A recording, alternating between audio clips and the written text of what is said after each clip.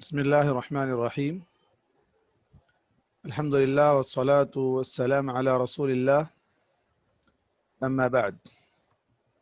گزشتہ ہم آیت نمبر 15 تک تفسیر سورہ کہف کی پڑھ چکے تھے۔ اب ہم مزید آگے بڑھتے ہیں تو ہمارے سامنے اصحاب کہف کا اہم واقعہ، مین واقعہ جو ہے، جیسے آج ہمارے پاس کیا بولتے ہیں اس کو، مین اسٹریم ویڈیو آج کل جو نیوز چینل والے چلاتے ہیں، تو اہم واقعے کی طرف ابھی ہم آج آئے ہیں کہ اب وہ واقعہ کیا ہے جس کا ہم بے چینی سے انتظار کر رہے تھے اور جاننا چاہتے تھے کہ اس کے اندر اللہ تبارک و تعالیٰ نے ایسی کیا باتیں رکھی ہے کہ جس کو اللہ نے نشانی کے طور پر ذکر کیا ہے۔ تو اللہ تبارک و تعالیٰ کا فرمان ہے وَإِذِ اعْتَزَلْتُمُوهُمْ وَمَا يَعْبُدُونَ إِلَّا اللَّهَ فَأْوُوا إِلَى الْكَهْفِ يَنشُرْ لَكُمْ رَبُّكُمْ مِنْ رَحْمَتِهِ وَيُهَيِّئْ لَكُمْ مِنْ أَمْرِكُمْ مِرْفَقًا وَتَرَى الشَّمْسَ إِذَا طَلَعَتْ تَزَاوَرُ عَنْ كَهْفِهِمْ ذَاتَ الْيَمِينِ وَإِذَا غَرَبَتْ تَقْرِضُهُمْ ذَاتَ الشِّمَالِ وَهُمْ فِي فَجْوَةٍ مِّنْهُ ذَلِكَ مِنْ آيَاتِ اللَّهِ مَنْ يَهْدِ اللَّهُ فَهُوَ الْمُهْتَدِ وَمَنْ يُضْلِلْ فَلَنْ تَجِدَ لَهُ وَلِيًّا مُرْشِدًا۔ اور جب تم نے اپنی قوم سے اور اللہ کے سوا ان کے معبودوں سے کنارہ کشی اختیار کر لی ہے تو غار میں پناہ لے لو۔ یہ کس کو کہا اللہ تعالیٰ نے؟ ان نوجوانوں کو جو اپنی قوم سے اور ان کے دین سے بیزار تھے اور اللہ کی عبادت کے لیے نکل پڑے تھے۔ تو اللہ تعالیٰ نے ان سے کہا، کیسے کہا؟ رسول تو نہیں تھے، تو الہام بھیجا ان کی طرف کہ تم اب کنارہ کشی اختیار کر لیے ہو تو فَأْوُوا إِلَى الْكَهْفِ، تو غار میں جا کر پناہ لے لو، تمہارا رب تمہیں اپنی رحمت میں لے لے گا۔ يَنشُرْ لَكُمْ رَبُّكُمْ مِنْ رَحْمَتِهِ، انہوں نے دعا کی تھی اللہ تعالیٰ سے، اے پروردگار ہم پر رحمت کی بارش برسانا، هَيِّئْ لَنَا مِنْ أَمْرِنَا رَشَدًا، اور ہمارے معاملے کو، کوئی بات کر رہے ہیں، وَهَيِّئْ لَنَا مِنْ أَمْرِنَا رَشَدًا، جب انہوں نے دعا کی تھی تو اللہ نے بھی کہا وَيُهَيِّئْ لَكُمْ مِنْ أَمْرِكُمْ مِرْفَقًا، اور تمہارے لیے تمہارے معاملے میں سہولت بہم پہنچائے گا، یعنی آسانیاں اللہ تعالیٰ پیدا فرما دے گا۔ تو دیکھیں، ایک طرف دعا ہوئی، دعا کا فوراً رزلٹ آیا، اللہ تبارک و تعالیٰ نے انہیں رحمت میں ڈھانپ لیا، اور ان کے معاملے کو، جب زمین ان کے لیے تنگ ہو گئی تھی، زمین پر رہنا ان کے لیے دشوار ہو گیا تھا، ہر طرف سے لوگ انہیں معبودان باطلہ کی طرف آمادہ کرنے والے تھے، ایسے وقت میں انہوں نے اپنے آپ کو خالص اللہ کے لیے جب لگا دیا تو اللہ تعالیٰ نے بھی انہیں چن لیا اور کہا کہ تم غار میں پناہ لے لو۔ اب وہاں اللہ تعالیٰ ان کی کیسے کیسے حفاظت کرتا ہے، یہ اگلی آیتیں آپ دیکھیں گے، اللہ اکبر، کیسے اللہ تعالیٰ نے 309 سال تک ان کی حفاظت کی، 309 سال تک صلح دیا ان کو۔ یہاں جو اللہ تبارک و تعالیٰ کی عبادت کی خاطر تنہائی اختیار کرنا ہے، کسی گوشے میں جا کر بیٹھ جانا، اس کو آج ہمارے پاس کیا کہتے ہیں، صوفی لوگ جو صوفیت اختیار کرتے ہیں، رہبانیت اختیار کرتے ہیں اللہ کی عبادت کی خاطر، تو کیا ایسا کرنا جائز ہے؟ اس آیت کے ضمن میں ایک سوال کر لیتے ہیں، پھر اس کے بعد آگے بڑھتے ہیں۔ اللہ تبارک و تعالیٰ نے دوسرے مقام پر کہا وَرَهْبَانِيَّةً ابْتَدَعُوهَا مَا كَتَبْنَاهَا عَلَيْهِمْ، نصرانی لوگ اللہ کی عبادت کی خاطر رہبانیت اختیار کی تھے۔ رہبانیت مطلب دنیا نہیں چاہیے، بیوی بچے نہیں چاہیے، کوئی نہیں چاہیے، صاف صفائی نہیں، بال ویسے ہی چھوڑ دو، دنیا سے کوئی لینا دینا نہیں، جا کے جنگل میں کسی کونے میں جا کر اللہ اللہ کرتے رہو۔ تو وہ نصرانی لوگ جو یہ عمل کر رہے تھے، اللہ نے کہا ہم نے ان پر فرض نہیں کیا، یہ لوگ خود اپنے آپ پر ابتدعوها، بدعتاً انہوں نے ایجاد کر لیا، بدعتاً انہوں نے ایجاد کر لیا۔ اب یہاں اصحاب کہف کا جو معاملہ ہے، یہ لوگ عبادت کی خاطر نہیں، یہ عبادت تو اللہ کی کر رہے تھے، لیکن لوگوں کے ڈر سے اور بت پرستانہ ماحول سے بچانے کے لیے اپنے آپ کو انہوں نے الگ کیا تھا۔ وہاں سے ان کو نکلنا ضروری تھا، ورنہ ان کی جان کو خطرہ تھا، تب انہوں نے وہاں سے اپنے آپ کو الگ کیا۔ اور اللہ نے ان سے کہا کہ تم جا کر غار میں پناہ لے لو. وہاں اللہ تبارک و تعالیٰ نے ان کو نیند میں سلا دیا اور ایک لمبی مدت کے بعد انہیں پھر بیدار کیا. آگے تفصیل آنے والی ہے. تو آج بھی بہت سے لوگ آپ دیکھیں گے جو صوفیت اور رہبانیت کو پسند کرتے ہیں، اور آج ہمارے ملک میں خود صوفیزم کو بہت زیادہ پروموٹ کیا جاتا ہے. ہمارے پرائم منسٹر صاحب نے تو اس کے اوپر ایک آتے آتے ہی جب نئے نئے پرائم منسٹر بنے تھے اسی وقت انہوں نے جو ہے اس کے اوپر ایک کانفرنس رکھ دی تھی صوفیت کے اوپر، اور بڑے بڑے صوفیہ کو بلا کر ایک بہت بڑا پروگرام کیا تھا، جس سے معلوم ہوتا ہے کہ یہ صوفیت اور ان کے پاس جو ان کے اپنے دھرم میں سادھو سنت وغیرہ کا جو معاملہ ہے، جو اپنے آپ کو دنیا سے الگ تھلگ کر لیتے ہیں، تو بالکل ہو بہو دونوں میں مشابہت پائی جاتی ہے. اس وجہ سے انہوں نے یہ کانفرنس کروائی تھی. کبھی قرآن مجید کی کانفرنس، کبھی حدیث کی خدمت کی کوئی کانفرنس یہ لوگ نہیں کر سکتے، نہ کتاب و سنت کے تعلق سے کوئی پیغام دینا چاہتے ہیں. تو یہ چیز ہے جس کو اسلام نے جائز قرار نہیں دیا ہے. یہ چیز جو رہبانیت نصرانی لوگوں نے اختیار کی تھی آج بھی ان کے اندر پائی جاتی ہے. آج کس طرح پائی جاتی ہے؟ آپ دیکھیں گے کہ چرچ میں جو خدمت کرنے والے ہیں، چاہے وہ پاپ ہو چاہے وہ نن ہو جو خدمت کرنے پر مامور ہے، وہ تمام اپنے آپ کو دنیا سے الگ تھلگ کر کے وہیں کے لیے اپنے آپ کو وقف کر دیتے ہیں. چرچ کے لیے ہی وقف کر دیتے ہیں. ان کی شادیاں نہیں ہوتی، ان کے بچے نہیں ہوتے، ان کا خاندان نہیں ہوتا، کچھ نہیں ہوتا.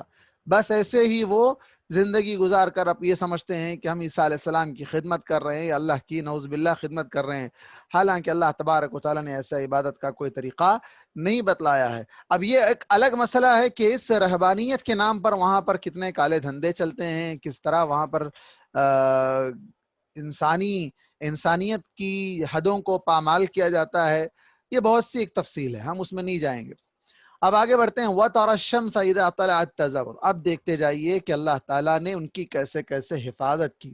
اللہ تعالیٰ فرماتا ہے اور آپ دیکھتے ہیں کہ جب آفتاب طلوع ہوتا تھا، آفتاب سورج کو کہتے ہیں، سن، جب سورج طلوع ہوتا تھا تو ان کے غار سے دائیں طرف جھک جاتا تھا، اور جب غروب ہوتا تو ان سے بچ کر بائیں طرف ہو جاتا تھا.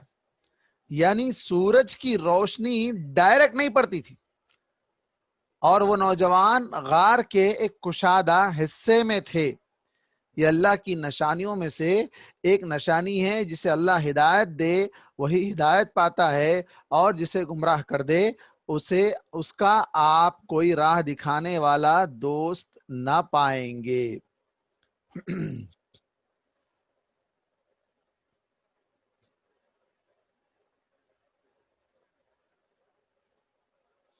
یہاں آپ دیکھیں اللہ تبارک و تعالیٰ ان کی حفاظت کیسے کر رہا تھا کہ دھوپ صبح شام اس غار میں داخل ہوتی تھی لیکن ان کے جسموں پر نہیں پڑتی تھی. یعنی آپ دیکھیں گے پچھلے زمانے میں جو گھر بنتے تھے وہ گھروں میں اس طرح کا سسٹم ہوتا تھا کہ وینٹیلیٹر سسٹم ہوتا تھا. وہاں سے روشنی، روشن دان جسے ہم کہتے ہیں، آج ہمارے گھروں میں کوئی روشن دان ہی نہیں ہوتا ہے. وہاں سے روشنی آتی تھی، ہوا آتی تھی، لیکن ڈائریکٹ سورج کی روشنی ڈائریکٹ انسانوں کے جسموں پر نہیں پڑتی. تو یہی صورتحال تھی، اور اس کا دروازہ بائیں جانب سے کھلتا تھا. جب آفتاب اوپر چڑھتا تو دھوپ دائیں جانب ہو جاتی اور غروب کے وقت بائیں طرف ہو جاتی. یعنی ڈائریکٹ سورج کی شعاعیں ان کے جسموں پر نہیں پڑتی تھی. کیوں نہیں پڑتی تھی؟ تاکہ ان کے جسم کو جلا نہ ڈالے، سورج کی گرمی سے ان کے جسم جل نہ جائیں. اور دوسری چیز، اللہ تعالیٰ نے انہیں اس غار میں پناہ دے کر ان کے دشمنوں سے بچا لیا. ان کے جسموں اور رنگوں کو سردی یا گرمی سے متاثر ہونے سے بھی محفوظ رکھا.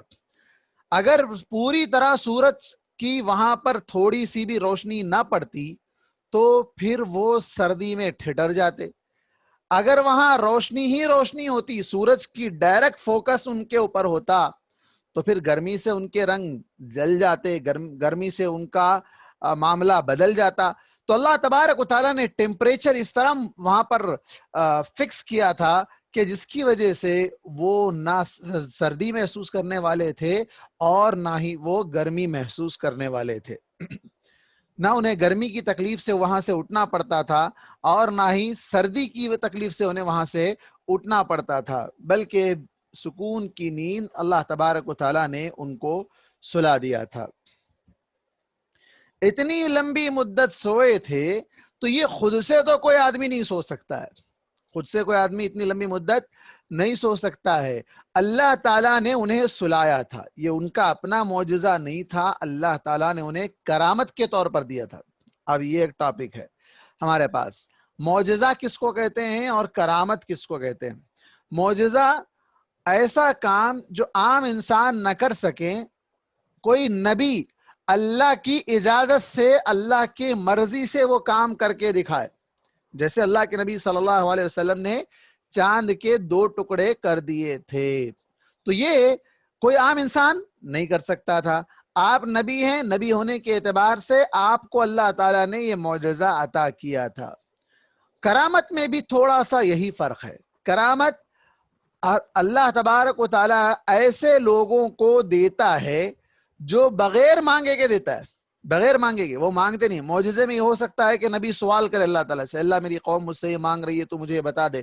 صالح علیہ السلام کا جو نا آپ دیکھ لیں کہ اونٹنی کے تعلق سے سوال تھا ان کی قوم کا کہ پہاڑ کے اندر سے اونٹنی نکل کر آئے اور وہ بھی اونٹنی حاملہ ہو، آتے ہی باہر آتے ہی بچہ جن دے۔ یہ معجزہ تھا اس لیے کہ نبی نے یہاں دعا مانگی تھی۔ لیکن کرامت کا معاملہ ایسا ہوتا ہے، کبھی کبھی انسان سے کرامت صادر ہو جاتی ہے، اس کو خود پتا نہیں ہوتا ہے کہ اس سے کرامت صادر ہوئی ہے، اس کو خود بھی پتا نہیں ہوتا ہے، اللہ تعالیٰ اس کے ذریعے سے لوگوں کو بتا دیتا ہے کہ یہ کام خرق عادت جو عام انسان نہیں کر سکتے ہیں، وہ کام اس انسان نے کیا ہے اللہ کی مرضی سے، اللہ کی وجہ سے، خود سے کوئی انسان نہیں کر سکتا ہے۔ اگر کوئی انسان مانگ کر اللہ تعالیٰ سے مطالبہ کر کے اگر چاہے کہ مجھے وہ چیز چاہیے، میں یہ کام کرنا چاہتا ہوں، میں ہواؤں میں اڑنا چاہتا ہوں، میں پانی پہ چلنا چاہتا ہوں۔ ہمارے پاس بہت سے اولیاء ایسے گزرے ہیں جن کی طرف لوگ کہانی بنا کر رکھے ہیں کہ وہ ہواؤں میں اڑتے تھے اور پانی پہ چلتے تھے، کئی کئی دن تک بھوکے رہتے تھے، کئی کئی دن تک طہارت کو نہیں جاتے تھے، کئی کئی دن تک باوضو رہتے تھے، اور کا بعض تو یہاں عصر کی نماز پڑھتے، ظہر کی نماز انڈیا میں پڑھتے تھے، عصر کی نماز حرم مکہ میں پڑھتے تھے۔ اتنی تیز رفتاری سواری اس زمانے میں ان لوگوں کے پاس تھی۔ یہ سب جھوٹی کہانیاں ہیں، من گھڑت کہانیاں ہیں، بکواس ہے، لوگوں کے ایمان کو خراب کرنے والی باتیں ہیں۔ اللہ تبارک و تعالیٰ نے کسی کو ایسی چیز عطا نہیں کی ہے، اور جو لوگ مانگ کر لیں اور انہیں اگر وہ چیز مل رہی ہے تو اللہ کی طرف سے نہیں، شیطان لوگوں کی آنکھوں پر پردہ ڈال کر وہ کام کروا رہا ہے، یا لوگوں کو ایسا دکھا رہا ہے کہ وہ ایک کام کر رہا ہے، حالانکہ وہ کام وہ نہیں کر رہا ہے۔ جیسے ہمارے پاس نظر بند کا کھیل کہتے ہیں، نظر بند کا کھیل شیطان کھلا کر لوگوں کے ایمان کو خراب کر رہا ہے۔ بلکہ یہاں ایک بات یہ بھی آ گئی کہ کرامت اور معجزہ اللہ کے نبی کا ہوتا ہے، نبی چاہے مانگیں یا نہ مانگیں اللہ تعالیٰ انہیں اپنی مرضی سے دیتا ہے۔ اور کرامت انسان کو ملتی ہے جو اللہ تبارک و تعالیٰ کے مقرب ترین بندے ہوتے ہیں، اللہ تعالیٰ انہیں ایسی چیز عطا کرتا ہے جس کا وہ سوال نہیں کرتے، جس کے بارے میں وہ مانگتے نہیں اللہ تعالیٰ سے، اللہ تعالیٰ خود انہیں دیتا ہے، اور ان کو اس کا علم بھی نہیں ہوتا ہے کہ ان کے ہاتھ سے، ان کے ذریعے سے کیا کام ہو چکا ہے۔ دوسری بات، اس آیت میں اللہ تبارک و تعالیٰ جس کی حفاظت کرنا چاہے اسے کوئی نقصان نہیں پہنچا سکتا ہے، اور جسے اللہ نقصان پہنچانا چاہے اسے کوئی بچا نہیں سکتا ہے۔ اللہ تعالیٰ نے اس کے بارے میں دوسرے مقام پر کہا، اللہم لا مانع لما اعطیت، اللہ جسے دے اسے کوئی روک نہیں سکتا، جسے روک لے اسے کوئی دے نہیں سکتا، اور فاللہ خیر حافظا وهو ارحم الراحمین۔ یہاں آپ دیکھیں یوسف علیہ السلام کے بھائیوں نے یوسف علیہ السلام کو کنویں میں ڈالنا چاہا تھا، اللہ نے ان کو بچا لیا۔ اللہ کے نبی محمد صلی اللہ علیہ وسلم کو لوگوں نے قتل کرنا چاہا تھا، اللہ نے ان کو بچا لیا۔ ابراہیم علیہ السلام کو لوگوں نے آگ میں ڈالنا چاہا تھا، اللہ نے ان کو بچا لیا۔ موسیٰ علیہ السلام کو لوگوں نے، فرعون نے قتل کرنا چاہا تھا، اللہ نے موسیٰ علیہ السلام کو بچا لیا، اور یہاں پر اصحاب کہف کو بچا لیا۔ تو ان تمام واقعات میں ہمارے لیے جو درس کی بات ہے وہ یہ ہے کہ جو اللہ کا ہو جائے اللہ اس کا ہو جاتا ہے، اللہ اس کا ہو جاتا ہے، اللہ تعالیٰ اس کی مدد ضرور کرتا ہے۔ اللہ تبارک و تعالیٰ نے خود کہا ہے بندہ میری طرف ایک بالشت آئے تو میں اس کی طرف ایک ہاتھ آتا ہوں، اور اگر ایک ہاتھ وہ آئے تو میں اس کی طرف ایک گز آتا ہوں، اگر وہ چل کر آتا ہے تو میں اس کی طرف دوڑ کر آتا ہوں۔ تو مطلب یہی ہوا کہ جو اللہ کا ہو جائے اللہ اس کا ہو جاتا ہے۔ تیسری چیز اس آیت میں اللہ نے کہا یہ اللہ کی نشانیوں میں سے ایک نشانی تھی۔ شروع میں آیت کے ابتدا میں، سورت کے ابتدا میں اللہ تعالیٰ نے جو یہودیوں کا سوال مشرکین مکہ کے تھرو آیا تھا، اللہ نے کہا کہ وَكَانُوا مِنْ آيَاتِنَا عَجَبًا، یہ ہماری عجیب نشانیوں میں سے ایک نشانی ہے۔ حالانکہ اس کے علاوہ اور بھی نشانیاں اللہ تعالیٰ کی، لیکن یہ بھی ایک نشانی ہے۔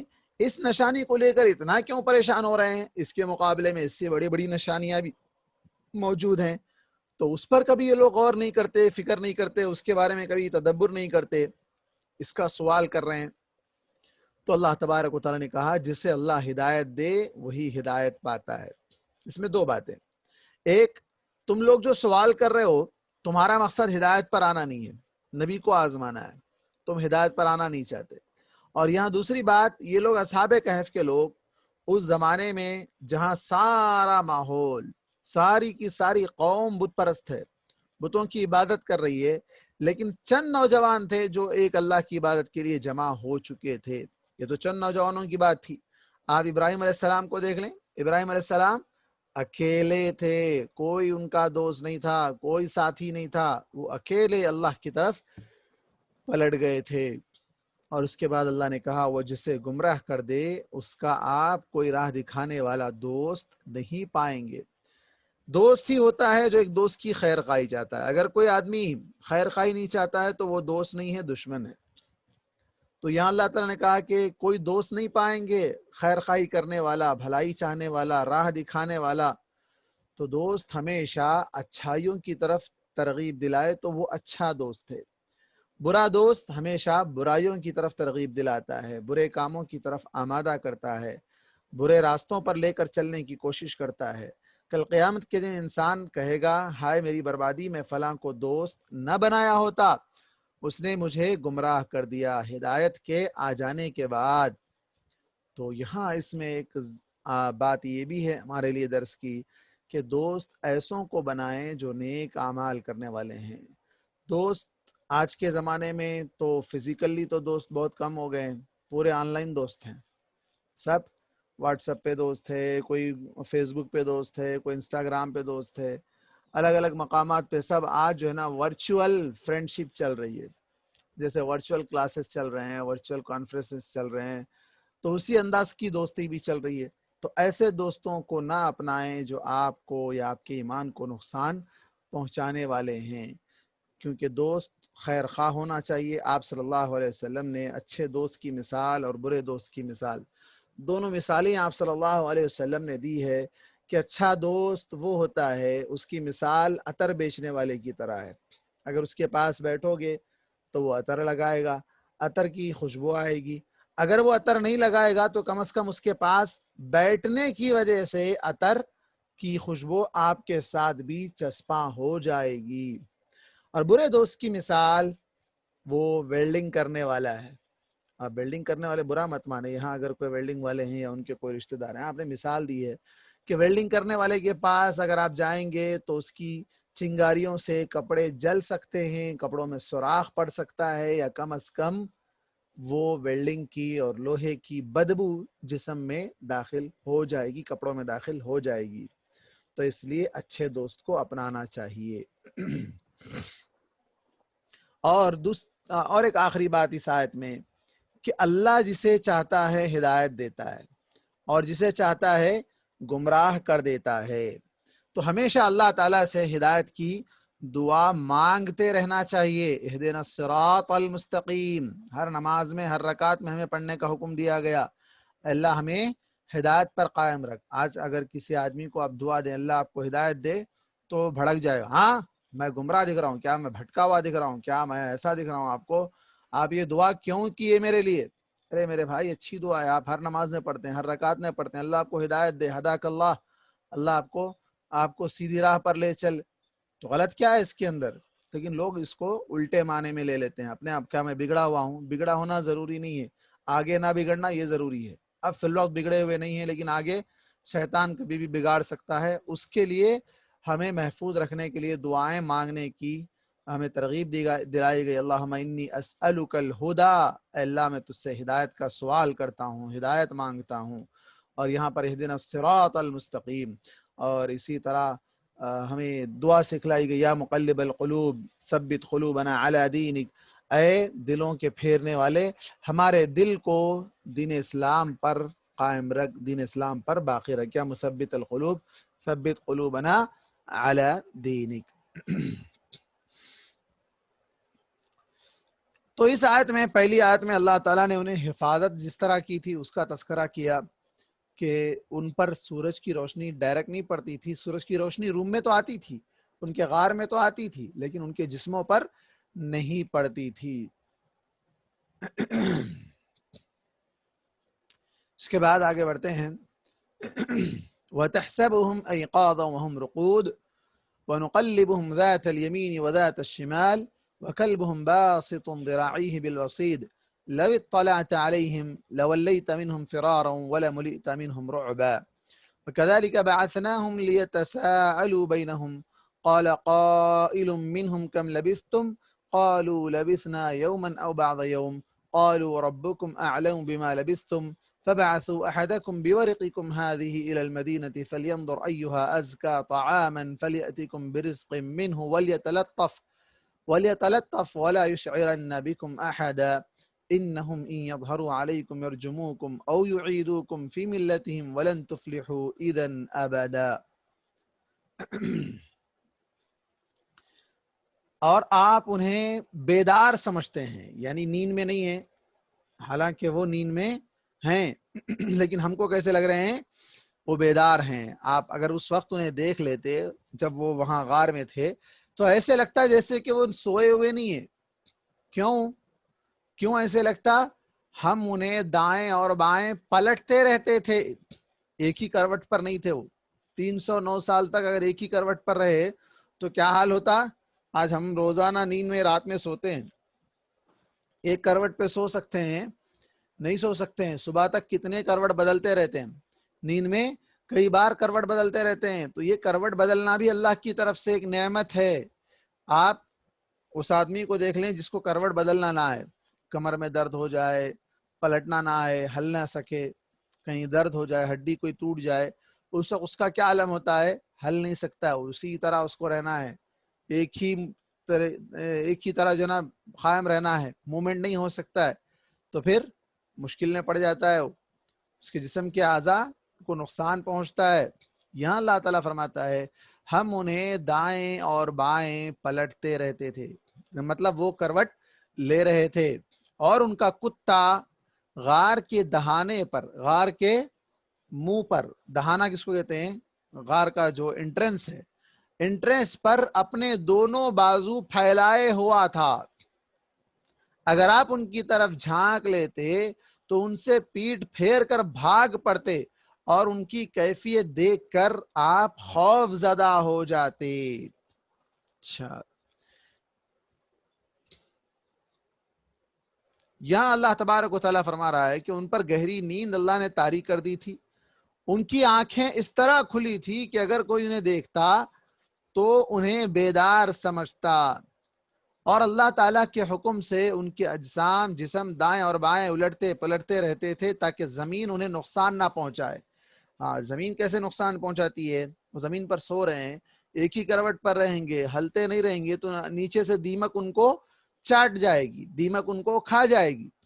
تو وہ ہلنے رہنے میں ایسا محسوس ہوتا تھا کہ یہ مردہ نہیں ہے، بے جان نہیں ہے، بلکہ اس میں جان ہے اور یہ زندہ ہے اور یہ کروٹ پلٹ رہے ہیں۔ اور اس کے بعد ذکر کیا گیا کہ ان کا کتا غار کے دہانے پر اپنے بازو پھیلائے ہوا بیٹھا تھا۔ گویا کہ یہ کیفیت ایسی تھی کہ کتا گویا کہ ان کی نگرانی کر رہا ہے۔ کوئی آدمی وہاں قریب جانے کی کوشش کرتا تو وہ کتے کو دیکھ کر بھاگ جاتا، یا اگر ہمت کر کے طاقت دیکھ کر بھی اگر وہ وہاں غار کے اندر تک جاتا تو اس پر رعب طاری ہو جاتا اور مارے ڈر کے بھاگ جاتا۔ حافظ ابن کثیر لکھتے ہیں کہ اللہ نے ان کی ایسی کیفیت اس لیے بنا دی تھی تاکہ کوئی ان کے قریب نہ جائے اور نہ کوئی ان کو چھوئے، یہاں تک کہ اللہ کے علم کے مطابق ان کی نیند کی مدت پوری ہو جائے۔ تو یہاں پر اللہ تبارک و تعالیٰ نے واضح کر دیا کہ یہ جو ان کا معاملہ تھا اندر الٹ پلٹ ہونے کا اور سامنے کتے کو بٹھانے کا، یہ سب معاملہ کیوں تھا؟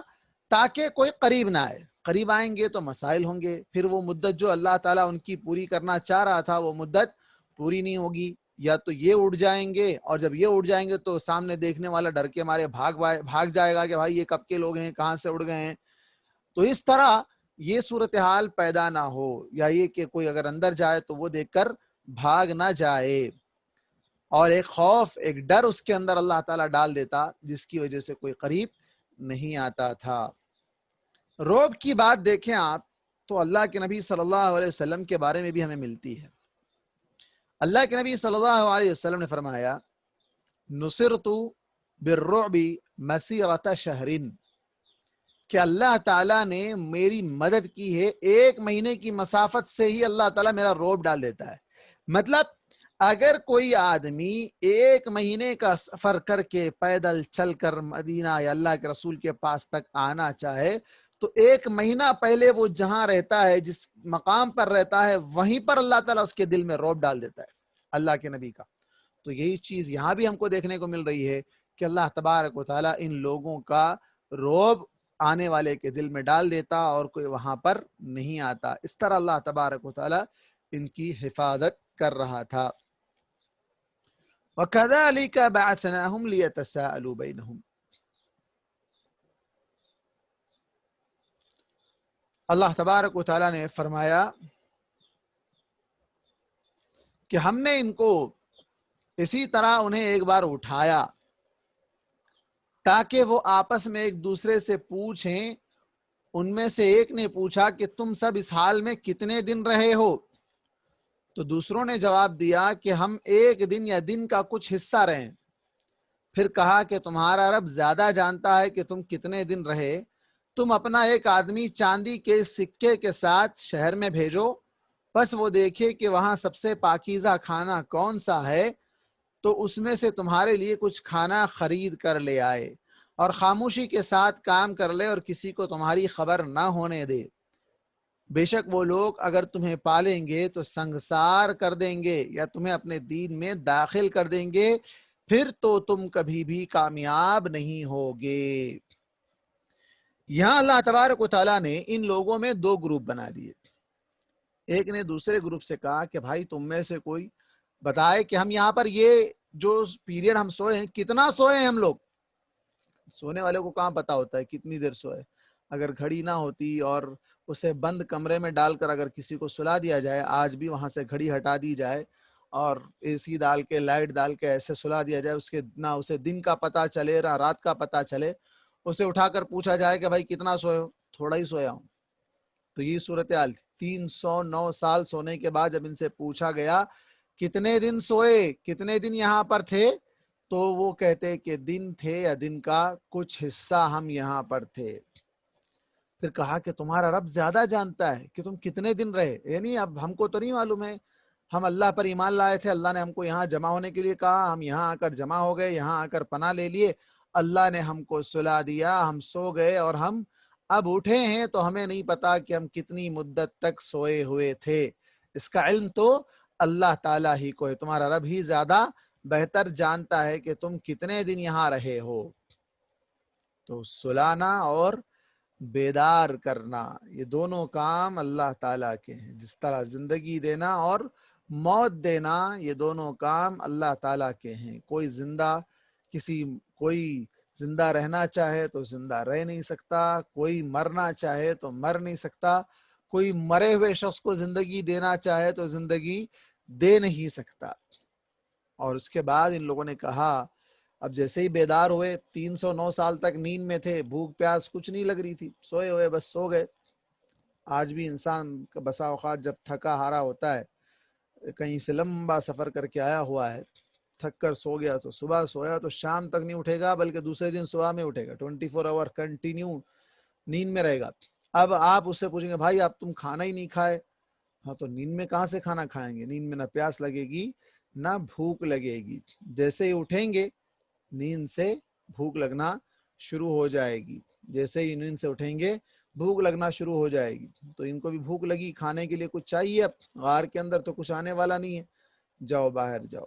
اچھا، غار کے اندر کچھ آنے والا نہیں ہے، یہاں ایک بات، اللہ تبارک و تعالیٰ چاہتا تو کیا انہیں اندر نہیں کھلا سکتا تھا؟ بٹھا کر اللہ تعالیٰ نہیں کھلا سکتا تھا؟ دوسرے لوگوں کو نہیں کھلایا تھا؟ کس کو کھلایا تھا اللہ تعالیٰ؟ کس کو بنو کھلایا؟ سلوان، کس کو؟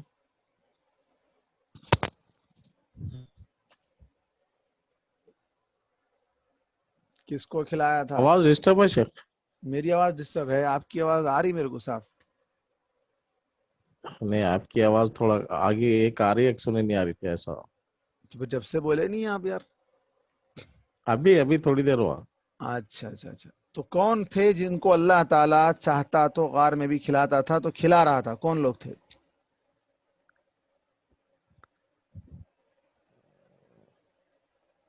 غار کی بات اگر کی جائے تو غار کی جگہ پر آپ محراب کا ذکر ہمیں ملتا ہے سورہ آل عمران میں۔ سورہ آل عمران میں آپ وہاں پر دیکھیں گے مریم علیہ السلام کو مریم علیہ السلام کو کہاں سے مل رہا تھا؟ انا لکی ھذا قالت هو من عند اللہ، ان عند اللہ۔ اللہ کے پاس سے اللہ تعالیٰ تر و تازہ روزی بھیج رہا تھا ان کو۔ وہ عورت تھیں، وہ باہر نکلنا جانا، پھر کھانے کی چیزیں لے آنا مسائل تھے، اللہ تعالیٰ انہیں وہاں پر کھلا رہا تھا۔ اور خود اللہ کے نبی کا معاملہ تھا، اللہ کے نبی صلی اللہ علیہ وسلم کنٹینیو روزہ رکھتے تھے، 2 دن 3 دن، اور کہتے تھے اللہ تعالیٰ مجھے کھلاتا ہے اور اللہ تعالیٰ مجھے پلاتا ہے، اللہ تعالیٰ کھلانے والا ہے۔ اور بنی اسرائیل کو آپ نے کہا من و سلوہ اللہ تعالیٰ کھلا رہا تھا بیٹھے جگہ، تو کیا ان لوگوں کو نہیں کھلا سکتا تھا؟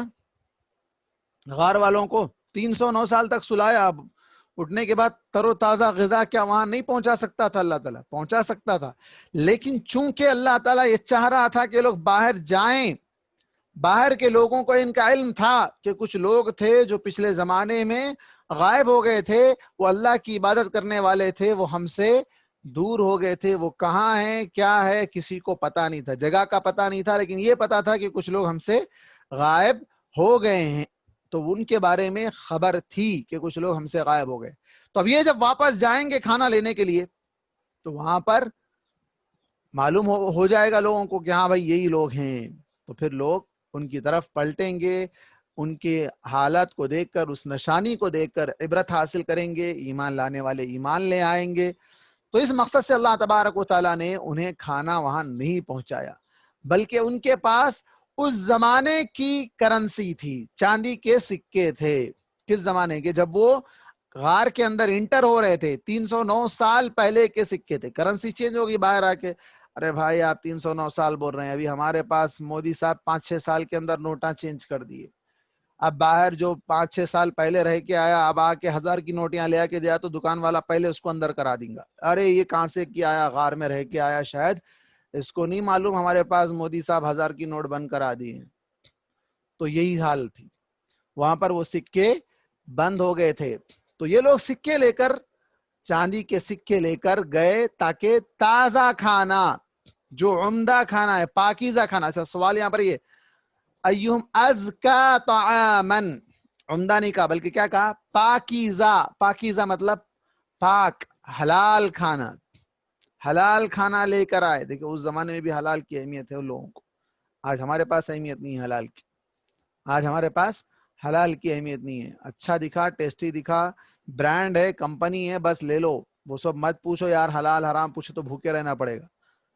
تو اس وقت بھی آپ دیکھیں 309 سال غار میں رہ کر اٹھنے کے بعد ان کا پہلا لقمہ جو ان کے پیٹ میں جانے والا ہے اس کے بارے میں وہ فکر مند ہیں کہ بھائی پاکیزہ کھانا لے کر آنا، حلال کھانا لے کر آنا، حرام نہیں لانا۔ فَلْيَأْتِكُمْ بِرِزْقٍ مِّنْهُ، اس میں سے کچھ کھانا لا کر تم کو دے دے۔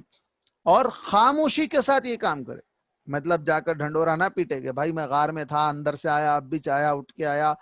نہیں، بالکل سائلنٹلی جائے اور جا کر کچھ کھانے پینے کا سامان لے کر آ جائے، کسی کو اس کا احساس تک نہ ہو، کسی کو اس کا احساس تک نہ ہو. تو یہ لوگ، اگر لوگوں کو پتا چل جائے گا تو لوگ کیا کریں گے؟ دو کام ہوں گے. یا تو وہ تمہیں پتھروں سے مار مار کر سنگسار کر دیں گے. اتنے سال یا جتنے بھی دن ہم یہاں رہے ہیں، تو یہاں رہنے کا جو مقصد تھا ان سے، ان کے شر سے بچنا تھا. وہ ہمیں قتل کرنا چاہ رہے تھے، ہم قتل ہونے سے بچنے کے لیے یہاں آئے تھے. وہ ہمیں اپنے دین کی طرف پھیرنا چاہ رہے تھے، ہم ان کے دین میں جانے سے بچنے کے لیے یہاں پر آئے تھے. اب اگر ان کو پتا چل گیا کہ ہم ہی وہ لوگ تھے جو غار میں جا کر پناہ لیے تھے، تو کیا کریں گے؟ پتھروں سے مار کر ہلاک کریں گے. آپ یہ رجم کی بات اگر دیکھیں گے تو اس زمانے میں ابراہیم علیہ السلام کو بھی ان کے باپ نے یہی کہا تھا، لَئِن لَمْ تَنْتَهِ لَأَرْجُمَنَّكَ. اے بیٹا اگر تو اب سمجھانے سے باز نہیں آیا، باپ ہے سمجھا رہے ہیں، بار بار سمجھا رہے ہیں، اگر تو سمجھانے سے باز نہیں آیا نا تو تجھے پتھروں سے مار مار کے ہلاک کر دوں گا. اور سورہ یاسین میں بھی اللہ تبارک و تعالیٰ نے اس نیک آدمی کا ذکر کیا جہاں لوگ ان رسولوں کا ذکر کیا، 3 رسولوں کا، جن کو قوم کے لوگوں نے پتھروں سے مار کر ہلاک کرنا چاہا تھا.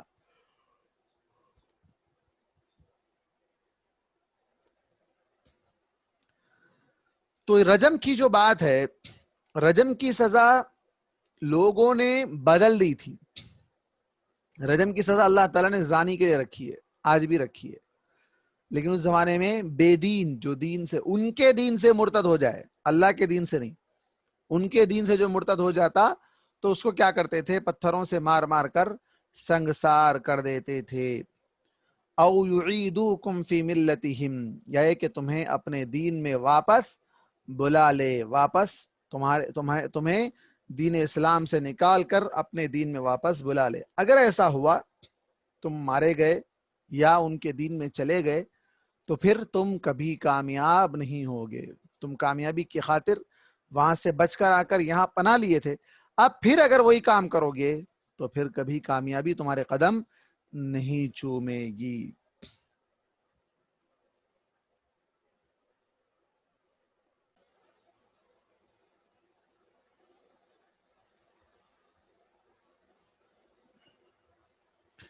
جی، تو ہم پڑھ رہے تھے کہ اللہ تبارک و تعالیٰ نے ان کو وہاں محفوظ رکھا، باہر آنے کے بعد یہ کھانے کے لیے بھیجے تاکہ دیکھیں کھانا وہاں سے کون سا اچھا کھانا لے کر آئے گا.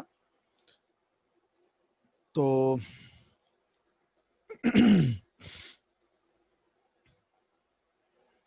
اللہ تبارک و تعالیٰ آگے فرماتا ہے، وَكَذَلِكَ أَعْثَرْنَا عَلَيْهِمْ لِيَعْلَمُوا أَنَّ وَعْدَ اللَّهِ حَقٌّ وَأَنَّ السَّاعَةَ لَا رَيْبَ فِيهَا إِذْ يَتَنَازَعُونَ بَيْنَهُمْ أَمْرَهُمْ فَقَالُوا ابْنُوا عَلَيْهِمْ بُنْيَانًا رَبُّهُمْ أَعْلَمُ بِهِمْ قَالَ الَّذِينَ غَلَبُوا عَلَى أَمْرِهِمْ لَنَتَّخِذَنَّ عَلَيْهِمْ مَسْجِدًا. اور اسی طرح ہم نے لوگوں کو ان کی خبر کر دی. دیکھیے آگے بات، ہم نے کہا تھا ابھی یہاں پر کہ اللہ تعالیٰ چاہتا تو انہیں کھانا ان کے غار میں پہنچا سکتا تھا، لیکن انہیں باہر کیوں بھیجا؟ تاکہ لوگوں کو خبر ہو.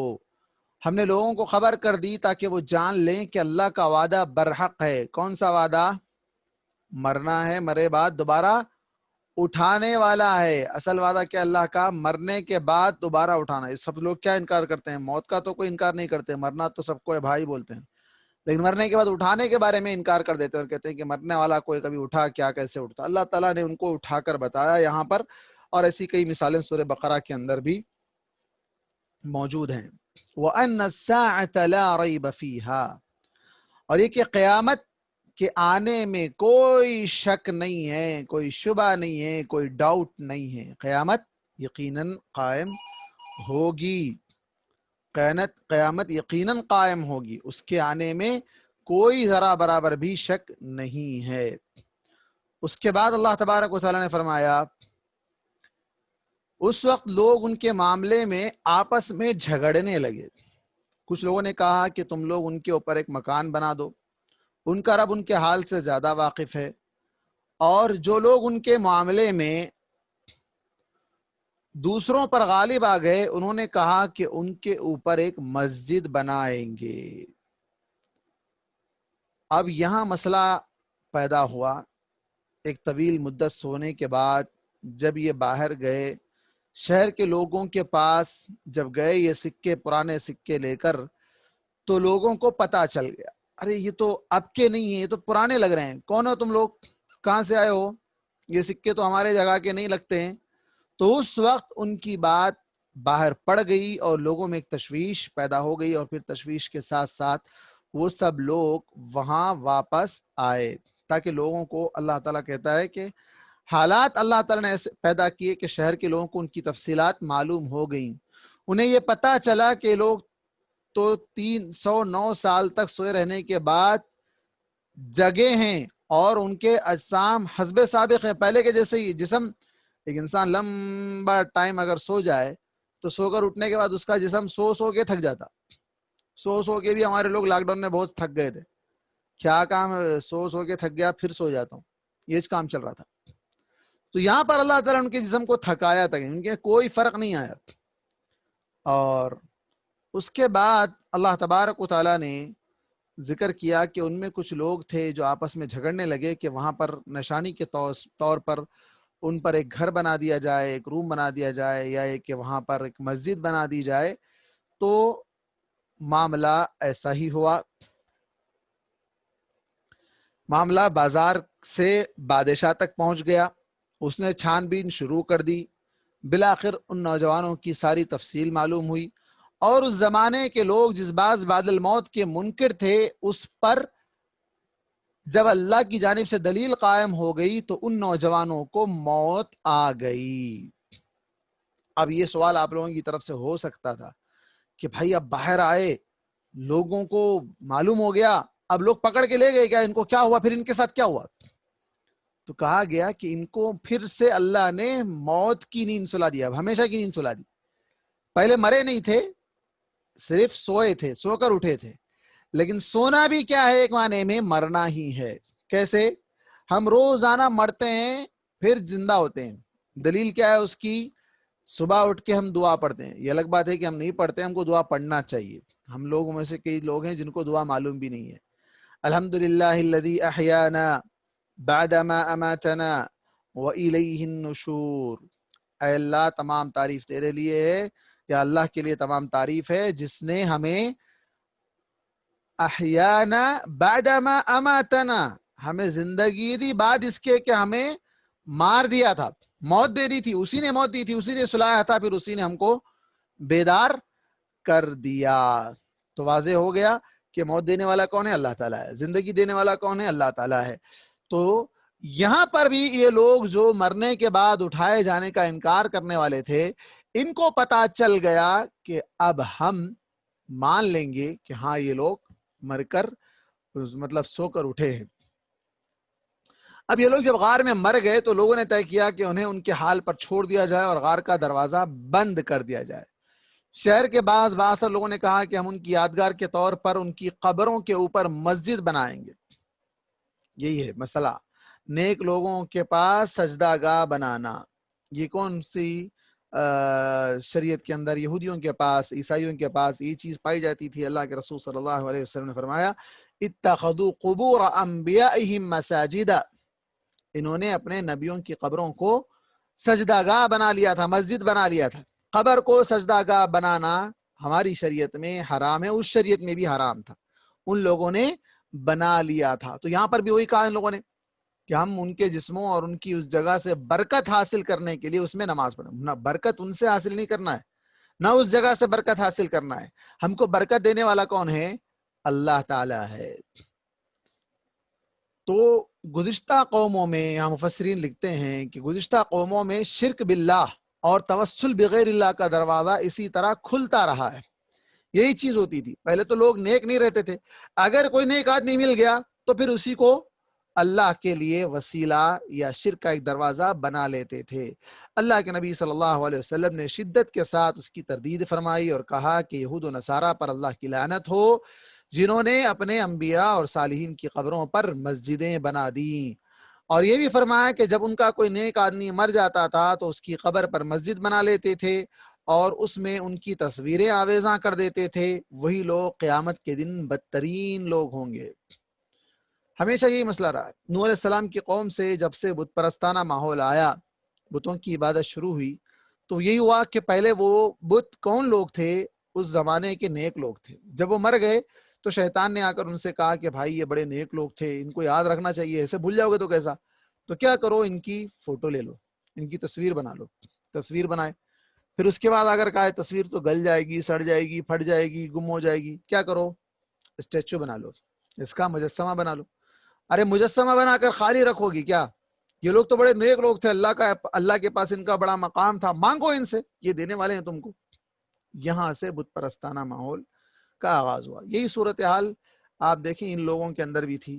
یہ لوگ بت پرستی کے ایک طرف جہاں بت پرستی کے ماحول میں تھے، بتوں کی پوجا کرتے تھے، وہیں جب وہ اللہ تعالیٰ کی اس قوت کا انہوں نے مشاہدہ کیا کہ اللہ تعالیٰ زندگی دیا مرنے کے بعد، پھر مار دیا، مرنے کے بعد اللہ تعالیٰ اٹھا سکتا ہے، اس بات کو مان لیے، لیکن پھر کیا کیے؟ اس کے اندر بھی پھر ایک شیطان نے راستہ نکال دیا اور کہا کہ نہیں، یہ نیک لوگ ہیں، ان کی قبروں کو سجدہ گاہ بنا لو تاکہ ان کی جگہ سے برکت حاصل کرو، اس میں نماز پڑھ کے یہاں سے برکت حاصل کرو۔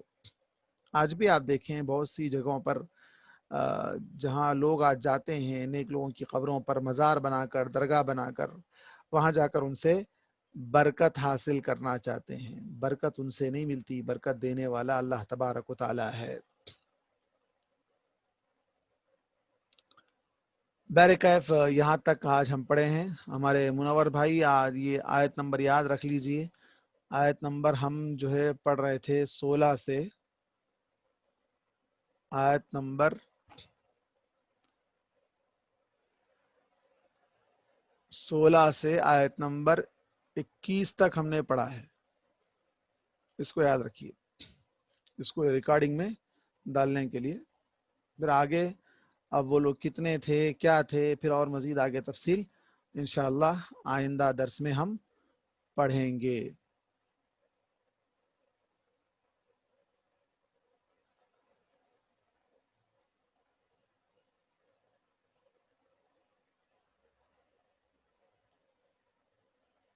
چلیے انشاءاللہ۔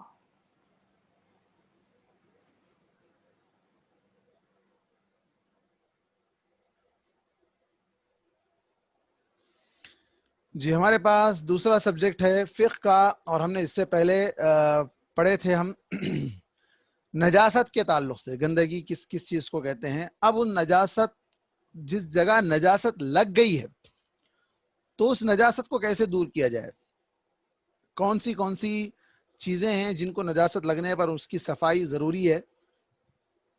یہ ہمارے سامنے موجود ہے نجاست دور کرنے کی صورتیں۔ مختلف چیزوں کی نجاست مختلف طریقوں سے دور ہوتی ہے، ہر ایک کی نجاست ایک جیسی دور نہیں ہوتی ہے، سب کا فارمولا ایک نہیں ہوتا ہے، ہر ایک کا فارمولا الگ الگ ہوتا ہے۔ بدن یا کپڑے کو لگ گیا، جسم کے کسی حصے پر نجاست لگ گئی یا کپڑے پہ کہیں لگ گئی، اگر بدن یا کپڑا ناپاک ہو جائے تو اس کا دھونا ضروری ہے، یہاں تک کہ نجاست زائل ہو جائے۔ زائل مطلب ختم ہو جائے، وہاں سے وہ کلین ہو جائے، صاف ہو جائے اچھی طرح۔ دلیل کیا ہے؟ حضرت اسماء بنت ابی بکر رضی اللہ عنہ سے روایت ہے کہ نبی کریم صلی اللہ علیہ وسلم کی خدمت میں ایک عورت حاضر ہوئی اور دریافت کیا، ہم میں سے اگر کسی کے کپڑے کو حیض کا خون لگ جائے تو وہ کیا کرے؟ تو آپ صلی اللہ علیہ وسلم نے فرمایا اسے کھرچ دے۔ کھرچنا کب ہوگا؟ جب وہ سوکھ جائے۔ اگر گیلا پن اس کے اندر محسوس ہو تو اس کو کھرچا نہیں جا سکتا، اس کو پانی سے ہی دھونا پڑے گا۔ اس پر پانی ڈالے یعنی دھوئے اور پھر اس کے ساتھ نماز پڑھ لے۔ اسے امام بخاری اور امام مسلم نے روایت کیا ہے۔ یہاں تھوڑا بیک گراؤنڈ میں آپ جا کر دیکھیں کہ اس زمانے میں کپڑوں کی وافر مقدار نہیں رہتی تھی۔ کپڑا انسان کے لیے ایک کپڑا مل گیا تو بہت بڑی بات تھی، بلکہ بسا اوقات تو ایسی حالت ہو جاتی تھی کہ صرف ایک ہی کپڑا پوری زندگی کے لیے ہوتا تھا۔ کپڑا اگر اس کو بدلنا ہوتا تو اس دن گھر میں بند ہو جاتا، گھر میں بند ہو کر اپنے آپ کو کپڑا دھو لیتا، سکھا لیتا، پھر سکھا کے پہن کے باہر آتا۔ آج ہمارے پاس کپڑوں کی وافر مقدار ہے، یہ کپڑا بدل دیے، دوسرا کپڑا پہن لیے، یا کہ اب جیسے حیض کی بات آئی تو آج کل کئی چیزیں ایسے آ گئی ہیں مارکیٹ میں جو حیض کے خون کو روک لے اور اس کو نکال کر پھینکنے میں آسانی ہو جائے اور جسم کے کپڑے کو نہ لگ سکے. تو یہ ساری چیزیں آج کے زمانے کی. لیکن آپ پچھلے زمانے کے حساب سے سوچ کر دیکھیں, یا آگے بھی اگر کبھی ایسے حالات, اللہ نہ کرے اگر ایسے حالات آ جائے جہاں پر لوگوں کے پاس کپڑا نہ ہو یا انسان کے پاس صرف ایک ہی کپڑا ہو, تو ایسی صورت میں وہ اس کو کھرچ کر نکال دے, یا ہے کہ اس پر صرف پانی ڈال کر دھو دے اور اس جگہ نشان باقی رہے, تب بھی نماز ہو سکتی ہے. اصل مسئلہ کیا ہے, جو نجاست کا مین حصہ ہے وہ زائل ہو جائے. جیسے مثال کے طور پر خون لگا ہوا ہے تو وہ نکل جائے, خون کا دھبا اگر وہاں پر ہے تو اس سے کوئی مسئلہ یا کوئی فرق نہیں پڑنے والا ہے, صاف ہو جائے گا. اور صاف ہونے کے بعد صرف دھبے کے موجود ہونے کی وجہ سے, نشان کے پائے جانے کی وجہ سے وہ کپڑا نجس نہیں ہے, اس کپڑے میں نماز ہو سکتی ہے. اس سے قبل ایک حدیث حضرت عائشہ رضی اللہ عنہ کی گزری تھی ہمارے سامنے. اللہ کے رسول صلی اللہ علیہ وسلم کپڑے کے اندر جب منی لگ جاتی تو وہ کھرچ دیا کرتے تھے, خود حضرت عائشہ کھرچ دیا کرتی تھی, اس کو دھو دیا کرتے تھے, اس کا اثر, اس کا نشان اس کپڑے میں لگا رہتا اور آپ اسی کپڑے میں مسجد کو جا کر نماز پڑھتے تھے. مطلب کپڑا نہیں تھا, کپڑوں کی زیادہ مقدار نہیں تھی, کپڑے بدلنے کے لیے اتنے کپڑے نہیں تھے اس زمانے میں. آج اگر ہم یہ سوچیں کہ بھائی کپڑا اس لگا ہوا ہو تو ہم ویسے ہی جا کے نماز پڑھ لیں, تو ایک مسئلہ ہے جواز کا. دوسرا مسئلہ ہے آپ کے پاس افضلیت کا, کہ آپ کے پاس دوسرا کپڑا ہے تو آپ دوسرا کپڑا پہن کر جائیں. یہ چیز ہے. تو کپڑے کو جہاں بھی نجاست لگ جائے. اب ایک مسئلہ اور نجاست کا اس سے پہلے گزرا, بچوں کا پیشاب. بچوں کا پیشاب اگر لگ جائے مثال کے طور پر, تو لڑکے کا اگر پیشاب لگا ہے تو اس کو چھینٹے دینا ہے, اور اگر لڑکی کا پیشاب اگر لگا ہے تو اس پر پانی ڈال کر دھونا ہے اس کو. تو نشان تو باقی رہے گا, نشان تو باقی رہے گا, گیلا پن نظر آئے گا, کچا پن نظر آئے گا, پانی جتنے حصے میں لگا ہے وہ بھی نظر آئے گا. تو اس کے نظر آنے سے نقصان نہیں ہوگا. اس کے بعد دوسری چیز ہے زمین. زمین سے مراد جس جگہ آپ رہتے ہیں یا جہاں نماز پڑھنا چاہتے ہیں وہاں پر اگر کوئی نجاست لگ جائے تو اس کو کیسے پاک کیا جائے. زمین اگر ناپاک ہو جائے تو پانی بہا دینے سے وہ پاک ہو جاتی ہے. حضرت ابو ہریرہ رضی اللہ عنہ سے روایت ہے کہ ایک دیہاتی مسجد میں آیا, مسجد کے صحن میں بیٹھ کر پیشاب کرنے لگا. صحابہ اسے پکڑنے اور روکنے کے لیے دوڑ پڑے. نبی کریم صلی اللہ علیہ وسلم نے فرمایا اسے پیشاب کرنے دو اور اس کے پیشاب پر پانی کا ایک ڈول بہا دو, اس لیے کہ تم آسانی کرنے والے بنا کر بھیجے گئے ہو, سختی کرنے والے بنا کر نہیں بھیجے گئے. اسے امام بخاری نے روایت کیا, امام احمد, ابو داؤد, ترمذی, نسائی اور ابن ماجہ نے روایت کیا ہے. یہاں آپ دیکھیں زمین پر پیشاب. آج تو ہم زمین جہاں نماز پڑھتے ہیں ماشاءاللہ ٹائلز ہیں, بڑے بڑے ماربلز ہیں, جہاں پر سوال ہی نہیں پیدا ہوتا کوئی آ کر پیشاب کرنے کا, الا یہ کہ چھوٹے بچے اگر آ جائیں مسجد میں اگر آ کر پیشاب کر دیں. ویسے آج بچوں کے لیے بھی مشکل نہیں ہے, پیمپرس آ گئے ہیں, پیمپر لگا دو تو ان کا مسئلہ بھی حل ہو گیا ہے. لیکن کبھی کبھی ایسا ہوتا ہے, یا بڑی عمر کے لوگ ہیں, خطبہ لمبا ہو گیا 1 گھنٹے کا, اب وہ بزرگ ہیں, ان کو جو ہے تھوڑی تھوڑی دیر کو پیشاب جانا پڑتا ہے. اب خطبہ اتنا لمبا ہو گیا, نماز لمبی ہو گئی, یا نماز کے بعد بارش شروع ہو گئی, مسجد سے باہر نہیں نکل سکے, اب وہیں پر ان کا پیشاب نکل گیا. اور بارش جب ہوتی ہے تو عام طور پر پیشاب بہت تیزی سے آتا ہے, تو کنٹرول نہیں ہوا اور نکل گیا. تو اب کیا کریں گے؟ تو ہمیں طریقہ سکھلایا گیا اس حدیث کے اندر کہ پانی بہا دو, پانی کا ڈول لے کر پانی اس پر بہا دو, پانی بہا دینے سے صاف ہو جائے گا. دوسری بات, اگر کوئی شخص, ہمیں اس حدیث کے اندر ایک اور حکمت یہ بتائی گئی, اگر کوئی شخص پیشاب کر رہا ہے تو اس کو فوراً نہ روکا جائے. کیوں؟ اس کے 2 نقصانات ہیں. پہلا نقصان تو یہ ہے کہ آپ جو اسلام کی جو تعلیمات ہیں, آسانی پیدا کرنے والے بنا کر بھیجے گئے, آپ سختی کریں گے تو وہ آئندہ کبھی مسجد نہیں آئے گا سختی کرنے سے. دوسرا جو نقصان ہوگا وہ یہ کہ اس کی صحت پر نقصان پڑے گا. اچانک اگر وہ پیشاب روک لے گا تو اسے ہارٹ آ سکتا ہے, اس سے کوئی نقصان ہو سکتا ہے. ایسے کئی لوگوں کی مثالیں ہمارے سامنے ہیں جو گھنٹوں ہوٹلوں پر یا کہیں کاروبار کی جگہ پر رہتے ہیں, جہاں سے انہیں طہارت لینے کے لیے وقت نہیں ملتا ہے, کوئی ان کو چھوڑنے والا نہیں ہوتا ہے کہ بھائی تم بیٹھو ہم تھوڑی دیر جا کے آتے ہیں, ایسا کوئی نہیں ملتا ہے. کئی گھنٹے وہاں انہیں اسی حال میں رہنا پڑتا ہے, یہاں تک کہ وہ پیشاب روکنے کی وجہ سے ان کے گردے فیل ہو جاتے ہیں, کبھی کبھی ان کا ہارٹ کا مسئلہ پیدا ہو جاتا ہے. تو شریعت نے ہمیں اجازت دی ہے کہ اگر ایسی صورت میں کوئی شخص مجبوری کی صورت میں کر رہا ہے تو اس کے فوراً کرنے دیا جائے اور اس پر بعد میں پانی بہا دیا جائے. لیکن آج مسجدیں ماشاءاللہ صاف ستھری ہیں، قالین ہیں، کوئی اس طرح کی حرکت نہیں کرے گا. اگر کوئی ایسا کرتا ہے تو اس کے لیے بھی ہمارے پاس شریعت میں اجازت دی گئی کہ اسے نرمی سے سمجھایا جائے، اس کے ساتھ سختی نہ برتی جائے. اس زمانے میں مٹی پہ نماز ہوتی تھی، ڈائریکٹ زمین پر نماز پڑھتے تھے. اب ہم مٹی میں نہیں پڑھ رہے ہیں، مٹی پہ تو پیر بھی نہیں لگتا آج ہمارا. تو ہم بغیر چپل کے گھر میں نہیں رہتے.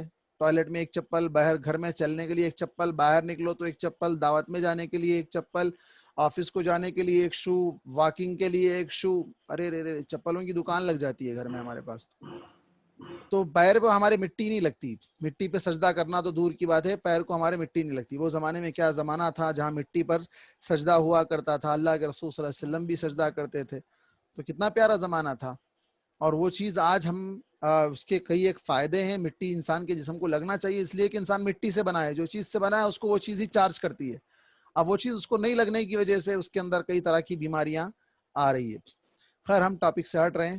تو دوسری بات اس حدیث کے اندر یہ ہے کہ پیشاب ہو یا کوئی بھی چیز ہو جو کسی جگہ پر لگ جائے تو اس کی صفائی کا طریقہ یہ ہے کہ پانی سے دھویا جائے. سوال یہ پیدا ہو سکتا ہے کہ بعض چیزیں ایسی ہوتی ہیں جو پانی سے بھی نہیں جاتی ہیں، پانی سے بھی نہیں جاتی ہیں. تو آپ صفائی کے جتنے آج کئی کیمیکلز آ گئے ہیں، کئی ایسے جو ہے نا کلیننگ کے چیزیں آ گئی ہیں، لیکوڈس آ گئے ہیں، اس کے ذریعے سے بھی آپ اس کو صاف کر سکتے ہیں. لیکن پانی ہی اصل ہے، پانی ہی اصل ہے. پانی ہی سے اس کی اصل غلاظت دور ہو جاتی ہے. غلاظت کے اثرات اور اس کی بدبو اگرچہ کے باقی رہ جائے لیکن غلاظت تو پانی سے دور ہو جاتی ہے.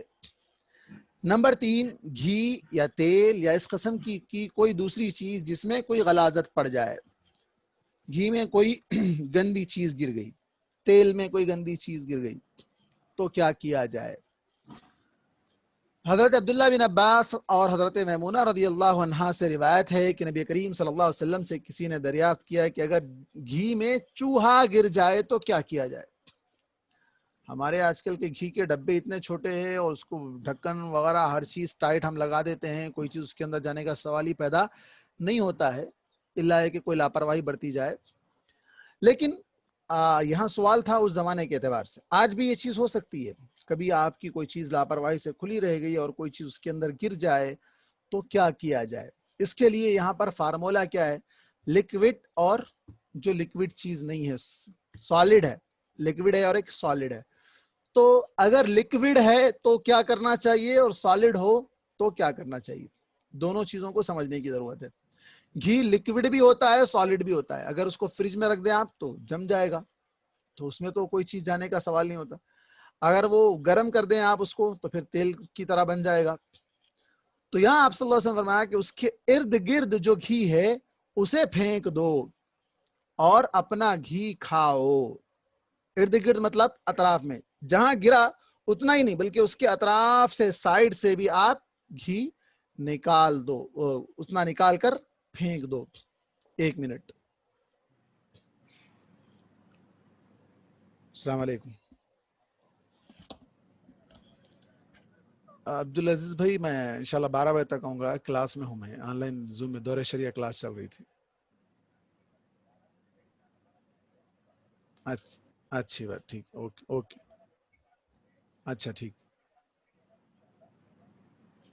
ٹھیک ہے، اوکے اوکے. معذرت.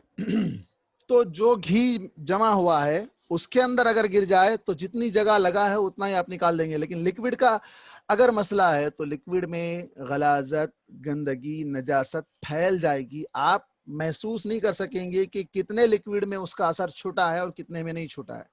تو آپ کو کیا کرنا پڑے گا؟ پورا ہی پھینکنا پڑے گا.